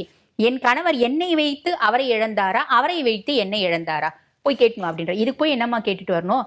நானே சொல்றேன், அவரை வச்சுதான் உன்னை இழந்தாரு. அவரையே இழந்த பின்னாடி என்ன வந்து பாத்தீங்கன்னா வைக்கிறதுக்கான உரிமை யார் கொடுத்தது? எப்படி அவருக்கே வந்து பாத்தீங்கன்னா உரிமை இல்லை, என்ன எப்படி அவர் வைக்கலாம், இது எப்படி சொல்லும் அப்படின்ற மாதிரி ஆர்கியூ பண்ணுவா. ஆனா அவளோட எந்த ஆர்கியூமெண்ட்டும் பலிதமாகல. ஏன்னா அந்த இடத்துல அந்த சபையில வந்து பாத்தீங்கன்னா தர்மமே இல்லை, அதர்மம் தான் தலை தூக்குச்சு அப்படின்லாம். அந்த மாதிரி எவ்வளோ பெரிய பிரச்சனையா இருந்தாலும் மற்ற பொம்பளைங்களாம் உட்காந்து ஓன்னு அழுவாங்க. இந்த அம்மா அம்பிகையினோட ஸ்வரூபம் அப்படின்றதுனால இந்த அம்மாவுக்கு இயற்கையாவே தைரியம் அப்படின்றது உண்டு. அப்ப விருச்சிகம் வீட்டு பக்கத்துல திரௌபதி அம்மன் கோயில் இருக்கு அப்படின்னா திரௌபதி அம்மனை வழிபாடு பண்றாங்க அப்படின்ற பட்சத்துல அந்த தன்னம்பிக்கை, தைரியம், எதையும் சாதிக்கணும் அப்படின்ற ஒரு எண்ணம், எவ்வளோ பெரிய பிரச்சனையா இருந்தாலும் நான் முன்ன நிப்பம்பா, எதிர்கொள்ளுவேன்பா அப்படின்ற எண்ணம்மா அவ்வளோ. அதாவது பல 100 பேர்கள் இருந்த சபையில அவ ஒத்த பொம்பளை எதிர்த்து போரிட்ட கடைசியா தான் கண்ணான்னு கூப்பிட்டா. அந்த மாதிரி தைரியமும் தன்னம்பிக்கையும் போராடுற குணமும் விருச்சிகத்துக்கு வருமா. இயற்கையாவே அதெல்லாம் உண்டு. அதெல்லாம் ரொம்ப வந்து பாத்தீங்கன்னா துக்கலாகணும் அப்படின்னா திரௌபதி அம்மனை வழிபாடு பண்றது விசேஷம். Okay ma'am. இந்த திரௌபதி அம்மனை வழிபடுறோம் அப்படின்னாக்க அவங்க என்ன மாதிரியான புடவை சாத்தலாம் இந்த ஆடி மாதத்துல, என்ன நிறத்துல சாத்தணும்? இப்போ வந்து நம்ம பொதுவா திரௌபதி அம்மனை வழிபாடு பண்ணணுமா. எங்களுக்கு வீட்டு பக்கத்துல திரௌபதி கோயிலே இல்லை, பாண்டவர் கோயிலே இல்லை அப்படின்னு சொல்றவங்களும் இருப்பாங்க இல்லையா. அப்ப இவங்க வீட்டுல வந்து வழிபாடு பண்ணணும் அப்படின்னும் போது துர்கையினோட போட்டோ எடுத்து வச்சு, ஏன்னா இவங்களுக்கு வந்து பாத்தீங்கன்னா நல்ல வந்து ஒரு எல்லா விதத்திலயும் நற்பலன்கள் கொடுக்கக்கூடிய கடவுள் முதல்ல முருகப்பெருமானும் அம்பிகையும் தான். அப்ப அம்பிகை வந்து பாத்தீங்கன்னா துர்கையா வந்து பாவிக்கணும். துர்கை போட்டோ வச்சு அவளுக்கு சிவப்பு வண்ண மலர்னால அவளுக்கு வந்து பாத்தீங்கன்னா அர்ச்சனை பண்ணி, குங்கும அர்ச்சனை பண்ணி, அதே மாதிரி துர்காஷ்டகம் அப்படின்ற ஒரு மந்திரம் இருக்குமா, அதை பாராயணம் பண்ணணும். இது வந்து பாத்தீங்கன்னா செவ்வாய்க்கிழமை செவ்வாய் ஓரையில செய்யணும். முடியும் அப்படின்னா, முடியலன்னா எப்படியோ அப்படி செவ்வாய்க்கிழமை செவ்வாய் உரையில நம்ம வந்து பரிகார விளக்குன்னு ஏற்றுறோம் பார்த்தீங்களாம்மா, அது வந்து எள்ளெண்ணெய் விளக்கு. எள்ளெண்ணெய் விளக்குல 4 தோரம்பருப்பு அதில் போட்டுடணும். போட்டுட்டு சிவப்பு வண்ண திரி போட்டு விளக்கேற்றி துர்காஷ்டகம் பாராயணம் பண்ணி அம்பிகைக்கு கேசரியில் சிகப்பு ஃபுட் கலர் கொஞ்சோண்டு போட்டு அதை வந்து பார்த்தீங்கன்னா நிவேதனம் பண்ணி வேண்டிக்கணும். வேண்டிக்கினாங்க அப்படின் போது இவங்களோட எண்ணங்கள் ஈடேறும். அதே மாதிரி தாயாருக்கு புடவை சாத்தணும் அப்படின்னா பக்கத்தில் வந்து பார்த்தீங்கன்னா திரௌபதி அம்மன் கோயில் இருக்குது அப்படின்னா அந்த கோயிலில் வந்து தாயாருக்கு போய் புடவை சாத்தலாம். இது என்ன மாதிரி புடவை சாத்தணும் அப்படின்னா சிவப்பு வண்ண புடவை, அதில் பச்சை பார்டர், அரக்கு பச்சையில் பார்டர். இந்த ஒரு அரக்கு பச்சைன்னு சொல்ல மாட்டாங்க, அதை வந்து என்னென்னா பாசி பச்சைன்னு சொல்லுவாங்க பார்த்தீங்களா, பாட்டில் கிரீன், அந்த ஒரு பார்டர் வச்சு இந்த புடவை சாத்தி அதே மாதிரி தாயாருக்கு வந்து பார்த்தீங்கன்னா மல்லிகைப்பூவும் கனகாம்பரமும் கலந்த மாலை. பொதுவாக கனகாம்பரம் தாயாருக்கு போட மாட்டாங்க, வாசனை இல்லாத பூக்களை தாயாருக்கு போக மாட்டாங்க. இதில் மல்லிகைப்பூவும் கொஞ்சம் கனகாம்பரம் கலந்து கதம்ப மாலை மாதிரி கூட போட்டுக்கலாம். போட்டு செவ்வாய்க்கிழமை, இந்த மாசத்துல ஒரு செவ்வாய்க்கிழமை ஆடி மாசத்துல கொண்டு போய் போட்டு வழிபாடு பண்றாங்க அப்படின் போது கண்டிப்பா நிறைய நல்லது நடக்குமா. இவங்களோட எண்ணங்கள் ஈடேறும். இவங்க நிறைய முயற்சி பண்ணியிருப்பாங்க, நிறைய விஷயத்துக்கு அந்தந்த முயற்சி அங்கங்க விட்டுட்டு வந்திருப்பாங்க. அந்தந்த முயற்சி, முக்கியமான முயற்சி கரெக்டாக வந்து பார்த்தீங்கன்னா பலிதமாகக்கூடிய காலமா அமையும் இந்த ஆடி மாசம். Okay ma'am. இப்போ விருச்சக ராசினர் வந்து இந்த ஆடி மாதத்துல திரௌபதி அம்மனை வழிபாடு செஞ்சா ரொம்பவே சிறப்புன்னு சொல்லியிருக்கீங்க. அது மாதிரி இந்த தனுஷ ராசினர் இந்த ஆடி மாதத்துல எப்படி வழிபடணும், அம்மனை எப்படியெல்லாம் வழிபட்டா என்ன பலன் கிடைக்கும், எந்த கோவிலுக்கு போகணும்? கண்டிப்பா தனுசு பொறுத்த வரைக்கும் வந்து பார்த்தீங்கன்னா உபயராசி, ஆண் ராசி. எல்லாருக்கும் நான் நல்லது செய்வேன். யாராவது திருப்பி எனக்கு நல்லது செய்கிறாங்களா? யாருமே நல்லது செய்ய மாட்டாங்க. இதுதான் தனுசனோட ஒரு எழுதப்பட்ட விதி அப்படின்னு சொல்லலாம். தனுசுக்கு 2 விஷயத்துல எப்பயுமே மனசு வந்து கஷ்டம் இருந்துகிட்டே இருக்குமா. ஒன்று, நல்ல அறிவாளி பர்சன்ஸ். நான் வந்து பிறக்கும் போதே எனக்கு அறிவு கூடவே நான் வந்து வாங்கிட்டு வந்துட்டப்பா 2 மூட்டை. இதுதான் தனுசு. ஆனால் எவ்வளோ அறிவாளியாக இருந்தாலும் நல்லது செய்கிறேன் அப்படின்ற பேரில் ஏமாந்து போவாங்க அப்படின்னு சொல்லலாம். பொதுவாக தனுசை வந்து பார்த்தீங்கன்னா இப்போ எனக்கு ஒரு 17 இயர்ஸாக எனக்கு அஸ்ட்ராலஜி தெரியுது அப்படின்னு வச்சுக்கோங்களேன். நான் தனுசாக இருந்தேன். என்கிட்ட ஒரு பிள்ளை இப்போ தான் வந்து மேடம் நீங்கள் எனக்கு சொல்லி கொடுக்கணும் அப்படின்னு ஒரு 5 நாள் ஹெல்ப்புன்னு கேட்டுச்சுன்னா 6ஆவது நாள் நான் சொல்லி கொடுக்க ஆரம்பிப்பேன். 17 வருஷமா நான் கற்றுக்கந்த மொத்தத்தையும் சொல்லி கொடுத்துரு. இதில் ஒளிவு மறைவு அப்படின்றது கிடையாது. அந்த எண்ணம் தனுசுக்கு உண்டு. என்ன எனக்கு தெரியுமோ என்னோட வித்தை எல்லாத்தையும் கற்றுக் கொடுக்குறேன். ஊருக்கெல்லாம் நான் வந்து கற்றுக் கொடுப்பேன். ஊரில் இருக்கவங்க எல்லாம் என் பேச்சை கேட்பாங்க. கேட்டு ஏதோ ஒரு விதத்தில் பெரிய ஆள் ஆவாங்க, ஏதோ ஒரு விதத்தில் அவங்க சக்ஸஸ் ஆவாங்க. சக்ஸஸ் ஆகிட்டு என்ன பண்ணுவாங்க, பொதுவாக நம்ம இந்த கோடாலியில் வந்து பார்த்தீங்கன்னா மரம் வெட்டுறவங்களை பார்த்தீங்கன்னா ரொம்ப அது வந்து கூர் வந்து மழுங்கிடுச்சு அப்படின்னு வச்சுக்கோங்களேன். ஒரு மரத்தில் வச்சு தேய்ப்பாங்க. தேய்ச்சிட்டு எந்த மரத்தில் தேய்ச்சாங்களோ அதே மரத்தில் வெட்டி பார்ப்பாங்க, இது ஷார்ப் ஆயிடுச்சான். அந்த மாதிரி தான் தனுசு வாழ்க்கை. யார் இவங்களால பயன்பெறாங்களோ இவங்களையே வந்து பார்த்தீங்கன்னா இவங்களுக்கு எதிராளியே அவங்க வந்து நிற்பாங்க அப்படின்னு சொல்லலாம். அதுக்கும் மேலே அதை பற்றி இவங்க கவலைப்பட மாட்டாங்க. திருப்பி அவங்க ஹெல்ப்னு கேட்டால் கூட செய்வாங்கன்னு வச்சுக்கோங்களேன். உபய ராசின்றதுனால குருனோட ராசின்றதுனால டிஃபால்ட்டாக நல்லது செய்யணுன்ற எண்ணம் இருக்கும். இவங்களுக்கு எப்பயுமே ஒரே ஒரு கவலை தான். என்ன கவலை அப்படின்னா குடும்பத்தை பற்றின கவலை. காலபுருஷனுக்கு கார்னர் ராசிம்மா. ஊரே என்ன போட்டனாலும் என் பொண்டாட்டி ஐயோ அந்த மனசு எதுக்கும் பிரயோஜனம் இல்லை அப்படின்னு தான் சொல்லுவான். எங்கள் அப்பா ஒன்றுமே பிழைக்க தெரியாத பர்சன் அப்படின்னு தான் சொல்லுவாங்க. தமிழ் ஒரு படத்தில் சொல்லுவாங்க எங்கள் அப்பா அம்மாவும் டம்மி பீஸ் அப்படிவாங்க பார்த்தீங்களா. அந்த மாதிரி தான் இவங்க பசங்க இவங்களை போர்ட்ரேட் பண்ணுவாங்க அப்படின்லாம். பொதுவாக இந்த காலகட்டத்தில் நல்லவங்களுக்கு ஏமாந்தவங்க, பிழைக்க தெரியாதவங்க, நல்லா அதாவது இந்த பூமியில் வாழறதுக்கு லாக்கி இல்லை இப்படின்லாம் சமுதாயம் ஒரு முத்திரை கொடுத்தோம். அதை பற்றிலாம் இவங்க கவலைப்பட மாட்டாங்க. இவங்க என்ன நினைப்பாங்க அப்படின்னா தன்னோட ஃபேமிலி வந்து முக்கியமாக தன்னோட மனைவி, தன்னோட கணவன் தன்னை புரிஞ்சுக்கணும் அப்படின்னு ஆசைப்படுவாங்க. அதே மாதிரி என் குழந்தைங்க நல்லா படிக்கணும், நல்ல பிரெயினியாக இருக்கணும், இன்டெப்த் ஆஃப் நாலேஜ் வேணும் அப்படின்னு ஆசைப்படுவாங்க. இது 2 தான் இவங்களோட ஆசையாகவே இருக்கும். ஆனால் இதை நிறைய முறை சொன்னாலும் ஃபேமிலியில் வந்து பார்த்தீங்கன்னா பெருசாக யாரும் கேட்டுக்க மாட்டாங்க. ஏன் நீ வீட்டில் சொல்லிட்டு அம்பிகை கிட்ட சொல்லு, அம்பிகை கிட்ட சொல்ற அப்படின்னா அம்பிகை உன்னோட எண்ணங்களை நிறைவேற்றுவா. பொதுவாக தனுசு அப்படின்னாலே நாங்கள் சிவதனுசுன்னு தான் சொல்லுவோம். சிவனை வழிபாடு பண்ணோம், அம்பிகை வழிபாடு பண்ணோம். ஆனால் எனக்கு தெரிஞ்சு பெரும்பாலான தனுசு வந்து பார்த்தீங்கன்னா வழிபாடு பண்ண மாட்டாங்க, ஈசனை வழிபாடு பண்ண மாட்டாங்க, அம்பிகை வழிபாடு பண்ண மாட்டாங்க. இந்த ஆடி மாதம் அவங்க ஒரு குறிக்கோள் எடுத்துக்கணும். அதாவது நான் வந்து இனிமேல் போட்டு அம்பிகை வழிபாடு பண்ணுறேன் அப்படின்னு ஒரு ஓத் மாதிரி எடுத்துட்டு அவங்க செய்கிறாங்க அப்படின் போது சூப்பராக இருக்குமா. இவங்களோட எண்ணங்கள் எல்லாமே நிறைவேறும் அப்படின்னு சொல்லலாம். பொதுவாக வந்து பார்த்தீங்கன்னா தனுசு யாரை வழிபாடு பண்ணலாம் அப்படின்னா வீட்டு பக்கத்தில் ரொம்ப ஒரு புராதன சிவன் கோயில் இருக்குது அப்படின்னா அந்த ஈசன் அங்கே இருக்க அம்பிகையை வழிபாடு பண்ணலாம். இப்போ இந்த சென்னை சுற்றி இருக்கவங்க வந்து பார்த்தீங்கன்னா இங்கே திருவான்மியூரில் மருந்தீஸ்வரர் அப்படின்னு ஒன்று இருக்குது, அந்த ஆலயம் இருக்குது. அவருக்கு ஔஷதீஸ்வரர் அப்படின்ற பேர். அவர் சுயம்பு ஈசன். அகத்தியர்களோட வயிறு வலியை குணப்படுத்த வந்து அவரே வந்து பார்த்தீங்கன்னா அகத்தியருக்கு மூலிகைகள் பற்றி எல்லாம் சொல்லி கொடுத்துட்டு அங்கேயே அவரே சுயம்பா வந்து நின்றுட்டவர். அப்போ தீராத நோய்களை தீர்க்கும் ஸ்தலம். அங்க வந்து பாத்தீங்கன்னா திரிபுர சுந்தரி தாயா இருக்கா. 3 லோகத்திலயும் அவதான் அழகிய. 3 லோகத்துல இல்ல, 7 14 லோகத்திலயும் அவதான் அழகி. ஆக அந்த திரிபுர சுந்தரி தாயாரை போய் வழிபாடு பண்ணிட்டு வராங்க அப்படின்னா ரொம்ப நல்லது நடக்குமா. இப்போ எனக்கு கோயிலுக்கு போக முடியல அப்படின்ற பட்சத்தில் தனுசு வந்து என்ன பண்ணலாம் அப்படின்னா, வியாழக்கிழமை தோறும், இந்த ஆடி மாதம் ஒவ்வொரு வியாழக்கிழமையும் வருது பார்த்தீங்களா, வியாழக்கிழமை தோறும் வந்து பார்த்தீங்கன்னா துர்கையினோட ஃபோட்டோ எடுத்து வச்சுக்கலாம், இல்லை லலிதா பரமேஸ்வரினோட ஃபோட்டோ எடுத்து வச்சுக்கலாம். லலிதா பரமேஸ்வரனோட ஃபோட்டோ எல்லா இடத்துலையும் கிடைக்கும். லலிதா பரமேஸ்வரனோட ஃபோட்டோ எடுத்து வச்சுட்டு அவங்களுக்கு வந்து பார்த்தீங்கன்னா சிவப்பு வண்ண மலர்கள், வெள்ளை மலர்கள் ரெண்டும் கலந்த ஒரு அர்ச்சனை, இல்லைன்னா மாலை பண்ணிக்கணும், மாலை போட்டுடணும். போட்டுட்டு நம்ம விளக்கேற்றுறோம் பார்த்தீங்களா, விளக்குல நெய் போட்டு ஒரே ஒரு ஏலக்காய் போட்டு அவங்க வந்து பார்த்தீங்கன்னா வெள்ளத்திரி பஞ்சத்திரி போட்டு விளக்கேற்றிடணும். விளக்கேற்றிட்டு அதில் ஒரு ரெண்டு வெள்ளை மூக்கட்டில் போட்டுடணும். போட்டுட்டு விளக்கேற்றிட்டு தாயாருக்கு வந்து பார்த்தீங்கன்னா லலிதா சாஸ்திரநாமம் பாராயணம் பண்ணிட்டு அவங்களோட நமஸ்காரம் பண்ணிக்கணும். அவங்க வந்து வழிபாடு பண்ணும் போதுமா லலிதா சாஸ்திரநாமம் எனக்கு பாட தெரியாதுங்க அப்படின்ற பட்சத்துல அம்பிகையினோட 108 போற்றி இருக்குமா, தமிழ்லயே இருக்கும், அதை வந்து பாத்தீங்கன்னா பாராயணம் பண்ணிக்கலாம். அதே மாதிரி இவங்க வந்து பாத்தீங்கன்னா சுண்டலும் பாயசமும் செஞ்சு அம்பிகைக்கு வைக்கணும். பால் பாயசம், என்ன பாயசனாலும் சுண்டல், ஒரு இனிப்பு வேணும் இல்லைங்களா, ஒரு பாயசமும் சுண்டலும் செஞ்சு வச்சுட்டு வேண்டிக்கிறாங்க அப்படின் போது நிறைய நல்லது நடக்குமா, கவலைப்பட வேண்டாம். தனுஷு ராசினர் வந்து மருதீஸ்வரர் கோவில்ல இருக்க திரிபுர சுந்தரி அம்மனை வழிபடணும்னு சொல்லியிருக்கீங்க. அவங்க அந்த கோவிலுக்கு போனா அந்த அம்மனுக்கு என்ன நிறத்துல புடவை சாத்தலாம்? இப்ப இவங்க வந்து பாத்தீங்கன்னா மஞ்சள், yellow, golden yellow, all type of yellow, மஞ்சள் நிறம், எந்த மஞ்சள் நிறமா இருந்தாலும் சரி, அந்த மஞ்சள் நிற புடவையில இவங்க வந்து பாத்தீங்கன்னா நல்ல மெரூன் கலர்னு சொல்லுவாங்க பாத்தீங்களா, மெரூன் கலர் பார்டர் வச்சு புடவை, அதே மாதிரி மஞ்சள் சாமந்தி மாலை கொண்டு போய் தாயாருக்கு சாத்தி வழிபாடு பண்றாங்க அப்படின்னும் போது நிறைய நல்லது நடக்குமா. சென்னை சுற்றி இருக்கவங்க மருந்தீஸ்வரர் உடனுரை திரிபுர சுந்தரி தாயாருக்கு போய் சாத்தி வழிபாடு பண்ணலாம். நாங்க ரொம்ப தூரத்துல இருக்கோமா, அங்க இருக்க வந்து பாத்தீங்கன்னா அம்பிகைக்கு சாத்தி வழிபாடு பண்ணலாம். சின்ன கோயிலா இருந்தா இன்னுமே விசேஷம், நல்லதுமா. ஓகே, இப்ப இந்த தனுசு ராசினர் வந்து மருதீஸ்வரர் கோவில்ல இருக்க திரிபுர சுந்தரியை வழிபட்டா ரொம்பவே சிறப்பு அப்படி சொல்லியிருக்கீங்க. அது மாதிரி இந்த ஆடி மாதத்துல மகர ராசினர் எந்த கோவிலுக்கு போய் எந்த அம்மனை வழிபடணும் மேம்? பொதுவாகவே வந்து பாத்தீங்கன்னா மகரம் காலபுருஷனுக்கே 10ஆம் பாவம் ஜீவனஸ்தானத்துல உட்கார்ந்துட்டு இருக்காங்க. அப்ப இவங்க வாழ்க்கையே ஜீவனத்துக்காக செஞ்சு அதுவும் இவங்களோட ஜீவனத்துக்காக கிடையாது, தன்னை சார்ந்தவங்க தன்னோட குடும்பத்துக்காக சம்பாரிச்சே லைஃப் ஓடும்லாம். ஆனா எவ்வளோ லைஃப் ஓடினாலும், எவ்வளோ வந்து பாத்தீங்கன்னா ஒண்ணுமே இல்லாம ஜீரோ ஆனாலும் திருப்பி எழுந்துப்பாங்க.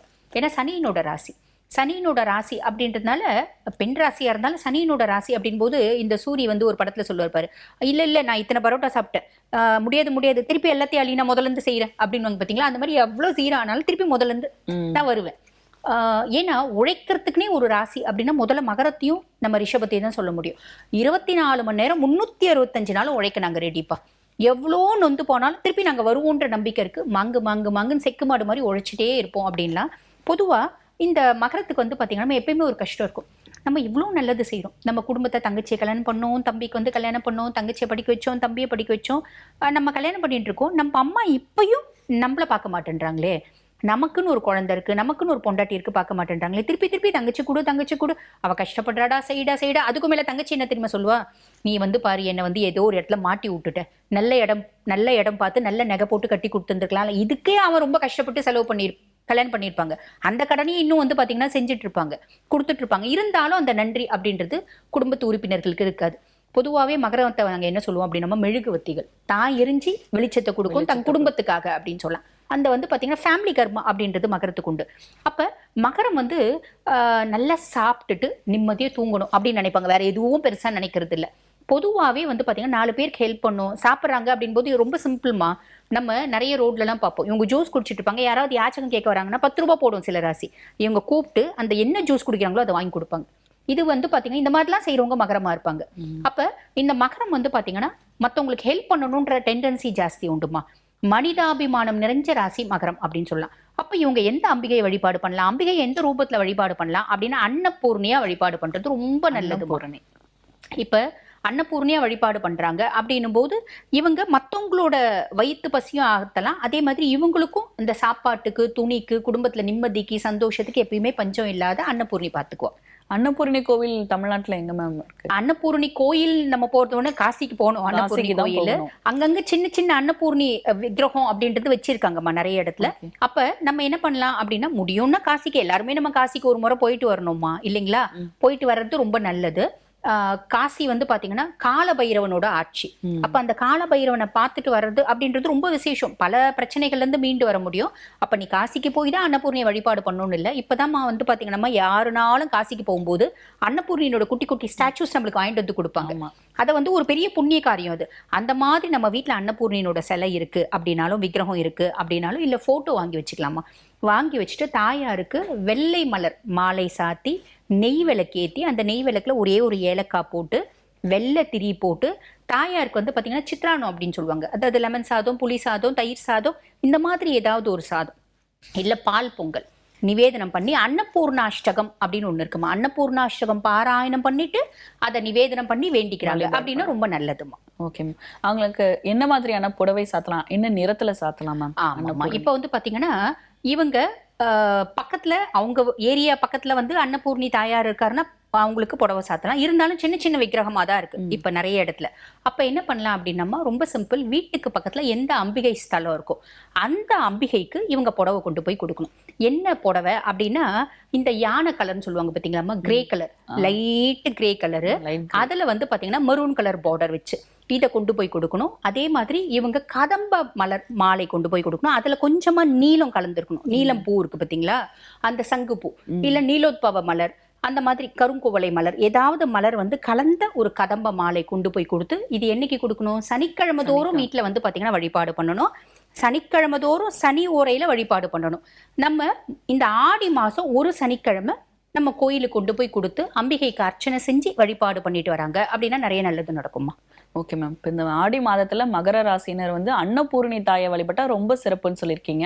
அது மாதிரி இப்போ கும்ப ராசினர் இந்த ஆடி மாதத்துல என்ன அம்மனை வழிபடணும்? கும்பம் வந்து பாத்தீங்கன்னா இவங்களுக்கு முடியும் அப்படின்னா கும்பத்துல பிறந்திருக்காங்க அப்படின்னாலே ஆதி கும்பேஸ்வரர் ஆலயம் அப்படின்னு ஒண்ணு இருக்குமா. ஆதி கும்பேஸ்வரர் ஆலயம், ஆதி கும்பேஸ்வரர் கோவில்னு சொல்றீங்க, அந்த அம்பிகையோட பெயர் சொல்லுங்க மேம். கண்டிப்பாமா, மங்களாம்பிகை தாயாருமா. அப்ப நம்ம ஆதி கும்பேஸ்வரர் போய் வழிபாடு பண்ணிட்டு அம்பிகை மங்களாம்பிகை வழிபாடு பண்ணிட்டு வர்றது நல்லதுமா. அதுவும் கும்பம் வந்து வெறும் கையோட போகாம கொஞ்சமாவது நெய் கொண்டு போகணும். ஏன்னா கும்பத்துல பிறக்கிறதே வந்து பாத்தீங்கன்னா நம்ம எல்லாருமே பூர்வ ஜென்ம கர்மாக்கள் நல்லதும் கெட்டதும் கலந்து செஞ்சிருக்கோம். அதனாலதான் மனுஷ பிறப்பு அப்படின்றது எடுத்துருக்கோம். ஆனா கும்பத்துக்கு ஒரு ஸ்பெஷல் கர்மா இருக்கு. என்ன அப்படின்னா எத்தனை பிறப்பு எடுத்திருக்காங்களோ அத்தனை பிறப்புல எத்தனை கெட்டது செஞ்சிருக்காங்களோ அத்தனையும் இந்த கும்பத்துல வந்து பிறந்து அவங்க வந்து கழிச்சிடணும் அப்படின்ற விதி இருக்கு. சனியினோட ராசி ஆண் ராசி. அப்ப வந்து பாத்தீங்கன்னா நீ உன்னோட பிறப்புக்கு ஒரு அர்த்தம் இருக்கு. நீ வாழ்க்கையில சாதிக்கணும்னு பிறந்திருக்க, சாதிக்கிறது ரொம்ப ஈஸியா சாதிச்சுக்குவியா, பெருசா வந்து போராடி பெரிய லெவல்ல சாதிப்ப அப்படின்றதும் உண்டு. கும்பம் வந்து பாருங்க பெரிய பெரிய இண்டஸ்ட்ரியலிஸ்ட், ஃபேக்டரி ஓனர்ஸ், பெரிய பெரிய ஆளுங்க நிறைய பேர் கும்பமா இருப்பாங்க. ஆனா அவங்களோட கதையை கேட்டா ஐயோ இவ்வளோ பெரிய ஒரு சக்சஸ்க்கு பின்னாடி இவ்வளோ கஷ்டம் இருக்காயா அப்படின்னு நம்மளே பார்த்து வியக்கிற மாதிரி இருக்கும். கும்பத்துல பிறந்துட்டாங்க அப்படின்னாலே ஆல்வேஸ் அவங்க வந்து ஹானஸ்டி அப்படின்றத ஃபாலோ பண்ண, அவங்க வழி எப்பயுமே தனி வழியா இருக்கும். ஆனா நேர் வழியா தான் இருக்கணும், நேர் வழியா தான் இருப்பாங்க.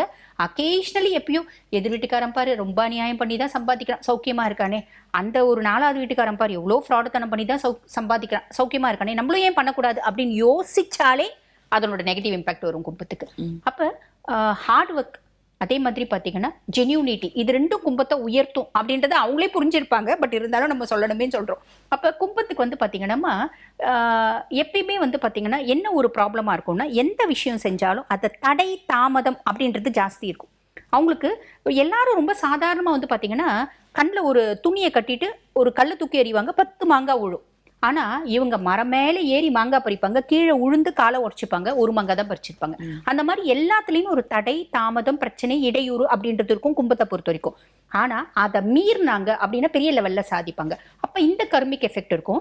அப்ப எப்பயுமே இவங்க வந்து பாத்தீங்கன்னா அம்பிகை இவங்களோட எந்த விஷயமா இருந்தாலும் ஒரு காம்ப்ளிகேஷன்ஸ் வருதுன்னு வச்சுக்கோமா. சாதாரண வீட்டுல ஒரு விஷயம்னா கூட இவங்க ஆர்கியூ பண்ணணும், இவங்க சண்டை போடணும், அப்பதான் இவங்களுக்கு கிடைக்கும். இவங்க அடமெண்டா வந்து பாத்தீங்கன்னா கேட்கணும், அப்பதான் இப்படி கிடைக்கும். அந்த மாதிரியும் வரும்.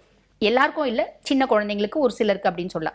படிப்பு கூட எனக்கு இதுதான் வேணும்னுவாங்க, அம்மா ஒன்று சொல்லுவாங்க அப்பா ஒன்று சொல்லுவாங்க, அவங்களோட ஆசையை இவங்க மேலே திணிப்பாங்க. திருமணம் அப்படின் போது இவங்களுக்கு பிடிச்ச பொண்ணு இவங்க சொல்லுவாங்க, இல்லை இந்த பொண்ணு நல்லா இருக்கும், இந்த பொண்ணு நம்ம குடும்ப கௌரவத்துக்கு ஒத்து வரும், இது ஒத்து வரும், அதெல்லாம் சொல்லுவாங்க. ஆனா ஜாதி இனம் மதம் மொழி எல்லாத்துக்கும் அப்பாற்பட்டு ஒரு காதலிக்கிற பொண்ணை காதலிக்கிற பையனை எல்லாரையும் எதிர்த்து கல்யாணம் பண்ணிக்கிறது, இந்த தைரியம் எல்லாம் கும்பத்துக்கு உண்டு. பொதுவா தப்பு செய்யறதுக்கு தைரியம் வேண்டாமா, தப்பு செஞ்சா அதை ஒத்துக்கிறதுக்கு தைரியம் வேணும். அந்த ஒத்துக்கிற தைரியம் கும்பத்துக்கிட்ட உண்டு அப்படின்லாம். ஸோ ரொம்ப ஜென்யூன் பர்சன்ஸ் இவங்க வந்து பாத்தீங்கன்னா இவங்களோட எண்ணங்கள் எதுவா இருந்தாலும் யார்கிட்டயும் ஆர்கியூ பண்ணாம அம்பிகை கிட்ட ஒப்படைக்கிறாங்க அப்படின்னா நல்லதுமா. முக்கியமா மங்களாம்பிகை கிட்ட ஒப்படைக்கிறது ரொம்பவே நல்லது அப்படின்னு சொல்லலாமா. ஓகே, இவங்களுக்கு என்ன மாதிரியான தீபம் ஏத்தலாம், என்ன மாதிரியான நிறத்துல புடவை சாத்தலாம்? கண்டிப்பாமா. இப்ப தாயாரை போய் அங்க பார்க்க முடியல அப்படின்ற பட்சத்துல வீட்லயே வந்து பாத்தீங்கன்னா இவங்க வழிபாடு பண்ணலாம். தேவி மகாத்மியத்துல அர்க்கலா ஸ்தோத்திரம் அப்படின்னு ஒண்ணு இருக்கு. அதை வந்து நம்ம பாராயணம் பண்றது நல்லதுமா. பொதுவா வந்து பாத்தீங்கன்னா இவங்க அம்பிகை வந்து துர்க்கையா வந்து போட்டோ வச்சு வழிபாடு பண்றது நல்லது. துர்க்கையினோட போட்டோ இல்லைன்னா அங்க கோயிலுக்கு போயிருக்காங்கன்னா மங்களாம்பிகை போட்டோவே வாங்கிட்டு வந்து வச்சுக்கலாம். வச்சுட்டு அந்த தாயாருக்கு நீலோத்பவ மலர் மாலை, கருங்குவளை மலர் மாலை இது வந்து போட்டுட்டு அகல் விளக்குல எள்ளெண்ணெய் ஊற்றி 4 எள்ளு போட்டு இவங்க வந்து பார்த்தீங்கன்னா ஒரு சிவப்பு வண்ண திரி இல்லைன்னா நீல வண்ண திரி இது போட்டு விளக்கேற்றணுமா. விளக்கேற்றிட்டு தாயாருக்கு புளி சாதம் நிவேதனமாக பண்ணணும். நிவேதனமாக அதாவது மந்திரம் சொல்லி புளி சாதம் நிவேதனமாக பண்ணி தாயாரை வேண்டிக்கிறாங்க அப்படின் போது நல்லது நிறைய நடக்குமா. ஃபர்ஸ்ட் விஷயம் இது சனிக்கிழமை சனி ஓரையில் செய்யறது விசேஷமா. முடியும்னா 4 சனிக்கிழமையும் இந்த ஆடி மாதம் செய்யலாம், இல்லை ஒரு சனிக்கிழமையாவது செய்யணும். அதே மாதிரி இவங்க தாயாருக்கு புடவை சாத்துறது அப்படின்னா கோயிலுக்கு போகும்போது அந்த தாயாருக்கே நம்ம புடவை சாத்துக்கலாம். இல்லை வீட்டு பக்கத்தில் இருக்க அம்பிகைக்கு நீல வண்ண நிறம். இப்போ வந்து பார்த்தீங்கன்னா இந்த Ramar blue, light blue, Royal blue எந்த ப்ளூனாலும் வச்சுக்கலாம். அந்த ப்ளூவில் டார்க் ப்ளூ பார்டர் அதை வச்சு தாயாருக்கு அது வந்து பார்த்தீங்கன்னா புடவையாக சாத்தணும். அதுக்கப்புறம் வந்து பார்த்தீங்கன்னா கதம்ப மலர் மாலை கொஞ்சமாவது அதில் நீலம் பூ இருக்கணும். இதை வந்து ஒரு சனிக்கிழமை மாசத்துல கொண்டு போய் சாத்தி அம்பிகை கிட்ட அர்ச்சனை பண்ணி வேண்டிட்டு வராங்க அப்படின்னா நிறைய நல்லது நடக்குமா. கும்பராசினர் வந்து ஆதி கும்பேஸ்வரர் கோவில்ல இருக்க மங்களாம்பிகையை வழிபடணும், அது ரொம்பவே சிறப்பு. என்ன மாதிரி விளக்கு போடணும்னு சொல்லியிருக்கீங்க. அது மாதிரி இப்போ மீன ராசினர் எப்படி வழிபடணும், எந்த அம்மனை வழிபடணும், எந்த கோவிலுக்கு போகணும்? பொதுவாகவே வந்து பார்த்தீங்கன்னா மீனம் எப்படி சொல்றது அப்படின்னா காலபுருஷனுக்கே 12ஆம் பாவம். நாங்கள்லாம் சொல்லுவோம் மீனராசி ரொம்ப அதிர்ஷ்டமான ராசி. ஆனால் நிறைய மீனம் வந்து பார்த்தீங்கன்னா சொல்லுவாங்க, என்னங்க எல்லாம் அதிர்ஷ்டம் அதிர்ஷ்டன்றீங்க, என்னத்த அதிர்ஷ்டம் கண்டோம் நாங்கள் வாழ்க்கையில் அப்படிம்பாங்க. உண்மை என்ன அப்படின்னா அவங்க சொல்றதையும் மீறி மீனத்தில் பிறக்கிறதே ஒரு அதிர்ஷ்டம். ஏன்னாம்மா ஒரு குழந்தை ஒரு மீனத்தில் வீட்டில் ஜனிக்குது, வீட்டில் பிறக்குது அப்படின்னா அந்த குடும்பத்துக்கு அந்த நேரத்துலேருந்து ஒரு அதிர்ஷ்டம் அப்படின்றது ஆரம்பிக்கும். மீன ராசி பிள்ளை ஒரு வீட்டில் வந்து பார்த்தீங்கன்னா பிறக்குது அப்படின்னா ஃபர்ஸ்ட் அதிர்ஷ்டம். இன்னொன்று அவங்க எளிமையான குடும்பத்தில் பிறந்தாலும் பிற்பகுதி அவங்க வந்து நல்ல வசதியாக வாழ்வாங்க. பொதுவாக மீனத்துக்கு வந்து பார்த்தீங்கன்னா வாழ்க்கையை முற்பகுதி பிற்பகுதின்னு பிரிச்சுக்கலாம். முற்பகுதி ரொம்ப சூப்பராக இருப்பாங்க, பிற்பகுதியில் ஏதோ ஒரு விதத்துக்கு கஷ்டப்படுவாங்க. முற்பகுதியில் ரொம்ப கஷ்டப்படுறவங்க பிற்பகுதி எக்ஸ்ட்ராடினரியாக இருப்பாங்க. இதில் சில எக்ஸப்ஷன்ஸும் உண்டு. தசை முற்பகுதியில் சூப்பராக இருந்தாங்க, பிற்பகுதியில் நல்ல தசநாதன் இருக்கான் அப்படின்னா லைஃப் லாங் அவங்க ஹாப்பியாக இருப்பாங்க அப்படின்றது உண்மை. அப்போ குருனோட ராசிமா அதுக்கும் மேலே சுக்கிரன் உச்சமடையக்கூடிய ராசி அப்படின்றதுனால இவங்க வந்து பார்த்தீங்கன்னா எப்பயுமே வசதி வாய்ப்போடு இருக்கணும்னு ஆசைப்படுவாங்க. நிறைய நல்ல குணங்கள் உண்டு. நிறைய பேர் வந்து பார்த்தீங்கன்னா இந்த யூனிசெஃப்க்கு நிறைய ஃபண்டாக கொடுப்பாங்க பார்த்தீங்களா.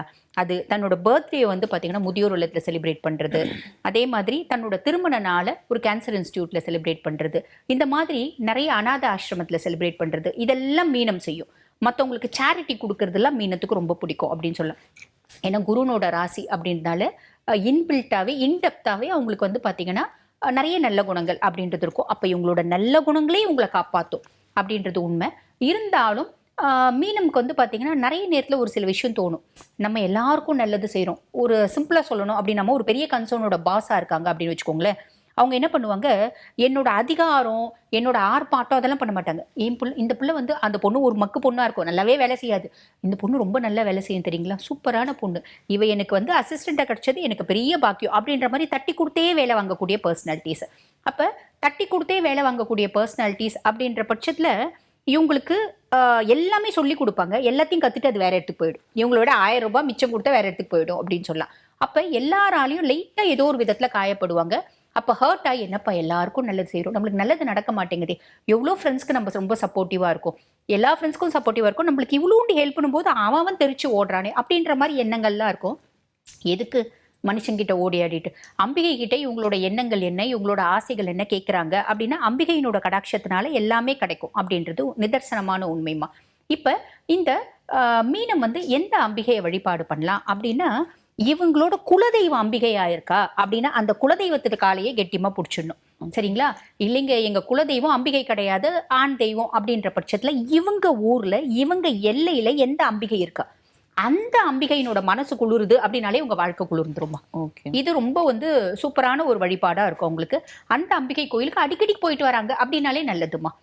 ஓகே. அப்ப மீனராசினர் வந்து அவங்க வீட்டுக்கிட்ட இருக்கிற எந்த அம்பிகைனாலும் கும்பிடலாம். அப்படிலாம் குலதெய்வம் அம்பிகையா இருந்தா அவங்கள வழிபாடு பண்ணணும். கண்டிப்பா கண்டிப்பா அவங்க வீட்ல இருந்து என்ன மாதிரி வழிபாடு பண்ணலாம்னு சொல்லுங்க மேம். அண்ட் தீபம் ஏத்துறது எப்படி ஏத்தணும்? கண்டிப்பா கண்டிப்பா பொதுவா வந்து பாத்தீங்கன்னா, இப்ப வீட்டு பக்கத்துலயே அம்பிகைனா கூட 4 தெரு தள்ளி போனோங்க, இல்ல வந்து ஒரு 10 கிலோமீட்டர் போனோங்க அப்படின்னு சொல்லவங்களும் இருக்காங்க. அந்த எல்லை வந்து பெரிய எல்லைங்க அங்க இருக்காங்க, ரொம்ப தூரத்துல இருக்கா அப்படின்ற பட்சத்துல வீட்டுல வழிபாடு பண்றது கண்டிப்பா கேட்பாங்க. அப்ப இவங்க எப்ப வழிபாடு பண்ணலாம் அப்படின்னா, ஆடி மாசம் இவங்க ஒவ்வொரு வியாழக்கிழமையும் குருவாரம் அம்பிகையை வழிபாடு பண்றது ரொம்ப விசேஷமா. காலையில குரு ஓரையில குரு ஓரை அப்ப வந்து பாத்தீங்கன்னா காலையில 6 to 7 அம்பிகையை வழிபாடு பண்ணலாம். இப்ப அம்பிகையை வழிபாடு பண்றாங்க அப்படின்னும் போது வீட்டுல இவங்க வழிபாடு பண்றாங்க அப்படின்னும் போது பகலாமுகி தாயார் இவ வந்து பாத்தீங்கன்னா தசமகாவித்யால ஒரு மகாவித்யா. இப்ப நிறைய பேருக்கு பகலாமுகி தாயார்னா என்னன்னே தெரியாது. அவளை பீதாம்பரி அப்படிம்பாங்க. மஞ்ச புடவை அணிஞ்சு அழகா உட்காந்துட்டு இருப்பா. நிறைய போட்டோஸ்ல வந்து பாத்தீங்கன்னா அரக்கனோட நாக்க கையில வச்சுட்டு இருப்பா. பொதுவா பீதாம்பரியினோட இது என்ன அப்படின்னா, ஸ்தம்பிக்க வைப்பவள். யாராவது என்ன மிச்சமா பேசினாங்க அப்படின்னா அவங்களோட நாக்க பேரலைஸ் பண்ணக்கூடிய கெப்பாசிட்டி அவளுக்கு உண்டு. ஸ்தம்பினி அப்படிம்பாங்க. அந்த தாயாரை வழிபாடு பண்ணலாம். இல்லம்மா எங்களுக்கு வந்து தசமகா வித்யாக்கள்லாம் வழிபாடு பண்றதுக்கு பயமா இருக்குமா அப்படின்னு சொல்றவங்க இருப்பாங்க இல்லையா. அப்ப அவங்க லலிதா பரமேஸ்வரியை வழிபாடு பண்ணலாம். லலிதா பரமேஸ்வரியோட போட்டோ வச்சுக்கணும். போட்டோ வச்சு தாயாருக்கு அதாவது மல்லி, முல்லை, ரோஜா பூ இது 3ம் கலந்த மாலை இல்ல வந்து பூ மாதிரி கட்டி முழமா கட்டி தாயாருக்கு போட்டுக்கணும். நெய் விளக்கு ஏற்றி, நெய் விளக்குல வந்து பாத்தீங்கன்னா ஒரே ஒரு மொச்சை, ஒரே ஒரு மூக்கடலை, மொச்சக்கொட்டை சொல்லுவாங்க இல்லம்மா, ஒரு மொச்சக்கொட்டை ஒரு மூக்கடலை மஞ்சள் திரி போட்டு நம்ம வந்து பாத்தீங்கன்னா விளக்கு ஏத்திட்டு தாயாருக்கு நம்ம வந்து பாத்தீங்கன்னா பாராயணம் பண்றோம் அப்படின்னும் போது, நீ வந்து இப்ப பகலாமுக்கியை வச்சுட்டு இருக்க அப்படின்னா பகலாமுக்கியினோட 108 அஷ்டோத்திரம் நம்ம வந்து பாராயணம் பண்ணும். இல்ல நம்ம வந்து எந்த தாயார லலிதா பரமேஸ்வரி வச்சிருக்க, நீ போட்டோ வச்சிட்டு இருக்க அப்படின்னா லலிதா பரமேஸ்வரியோட 108 போட்டு அஷ்டோத்திரம் இருக்கு, தமிழ்லயே இருக்குமா இப்ப இதெல்லாம். அதை பாராயணம் பண்ணிட்டு தாயாருக்கு இப்ப நீ பகலாமுக்கியா இருக்க வச்சுட்டு இருக்க அப்படின்னா மஞ்சள் கேசரியில ஒரு மஞ்சள் கலர் ஃபுட் கலர் போட்டு நீ வந்து நிவேதனம் பண்ற. லலிதா பரமேஸ்வரி அப்படின்னா பால் பொங்கல் வச்சு நிவேதனம் பண்ற. ரெண்டுமே சொல்றான். நம்மளுக்கு வந்து கொஞ்சம் பயப்படுறவங்க நீ வந்து சாத்விகமா வழிபாடு பண்ணிக்கோ. அப்ப நம்ம வந்து வழிபாடு பண்ணி நம்ம வேண்டிக்கிறோம் அப்படின்னும் போது நம்மளோட எண்ணங்கள் அத்தனையும் பூர்த்தி ஆகுமா. அதே மாதிரி இவங்க சாத்த வேண்டிய புடவை என்ன அப்படின்னா அவங்க எல்லையில இருக்க அம்பிகை, அதை தான் நம்ம வழிபாடு பண்ண சொல்லியிருக்கோம். அந்த அம்பிகைக்கே வந்து பாத்தீங்கன்னா ஒரு வியாழக்கிழமை, இந்த ஆடி மாசம் ஒரு வியாழக்கிழமை என்ன டைம்னாலும் காலையிலயோ மாலையிலயோ போயிட்டு நம்ம வந்து பாத்தீங்கன்னா இந்த தங்க நிற புடவை இப்போ கோல்டன் கலர் வருது பாத்தீங்களாமா, அந்த கோல்டன் கலர்ல ரோஸ் பார்டர் வச்ச மாதிரி புடவை கொண்டு போயிட்டு, ஏன்னா இவங்க குருவும் சுக்கிரனும் ஆட்சி இல்லைங்களா, குருனோட ராசி சுக்கிரன் உச்சமடையக்கூடிய ராசி. அப்ப அந்த கோல்டன்ல நல்ல ரோஸ் குலாப் கலர்னு சொல்லுவாங்கம்மா, நல்ல அடர்ந்த ரோஸ் கலர் அந்த பார்டர் வச்ச சாரி கொண்டு போய் கொடுத்து, மல்லிகைப்பூ மாலை கொண்டு போய் கொடுத்து அம்பிகைக்கு அர்ச்சனை செஞ்சு முடியும் அப்படின்னா பால் அபிஷேகம் செஞ்சு அர்ச்சனை செஞ்சு வழிபாடு பண்ணிட்டு வராங்க அப்படின்னா இவங்களோட எண்ணங்கள் அத்தனையும் நிறைவேறுமா, கவலையே பட வேண்டாம். Okay ma'am. இந்த ஆடி மாதத்துல மீன ராசினர் குலதெய்வ வழிபாடு சிறப்புன்னு சொல்லியிருக்கீங்க. அப்படி குலதெய்வம் அம்மனா இல்லாத பட்சத்துல அவங்க எல்லையில இருக்க அம்மனை வழிபட்டா ரொம்பவே நல்லதுன்னு சொல்லியிருக்கீங்க. Okay ma'am. இந்த 12 ராசினருக்கும் மேஷம் முதல் மீனம் வரை ரொம்பவே அழகா தெளிவா எளிமையா எப்படி வழிபடணும், அம்மனை வந்து வீட்ல இருந்து சிம்பிளா எப்படி வழிபடலாம்னு சொல்லியிருக்கீங்க. அது மாதிரி தீபம் ஏற்ற முறையும் சொல்லியிருக்கீங்க. இப்போ ஒவ்வொரு ராசிக்கும் எப்படி தீபம் ஏற்றலாம், அதுல என்ன மாதிரியான விஷயங்களை போட்டு என்ன கலர்ல திரி ஏற்றலாம் முதற்கொண்டு ரொம்ப எளிமையா சொல்லியிருக்கீங்க. ரொம்பவே அழகா சிறப்பா இருந்தது மேம். வணக்கம் மேம். நன்றி. என்ன நேயர்களே, ஜோதிடர் தீபா அருளாளன் அவர்கள் சொன்ன வழிபாடு முறைகள் ரொம்பவே யூஸ்ஃபுல்லா இருக்கும்னு நம்புறோம். மீண்டும் இன்னொரு நிகழ்ச்சியில சந்திக்கலாம். அதுவரை உங்களிடமிருந்து விடைபெறுவது வைஜெயந்தி சரவணன். வணக்கம்.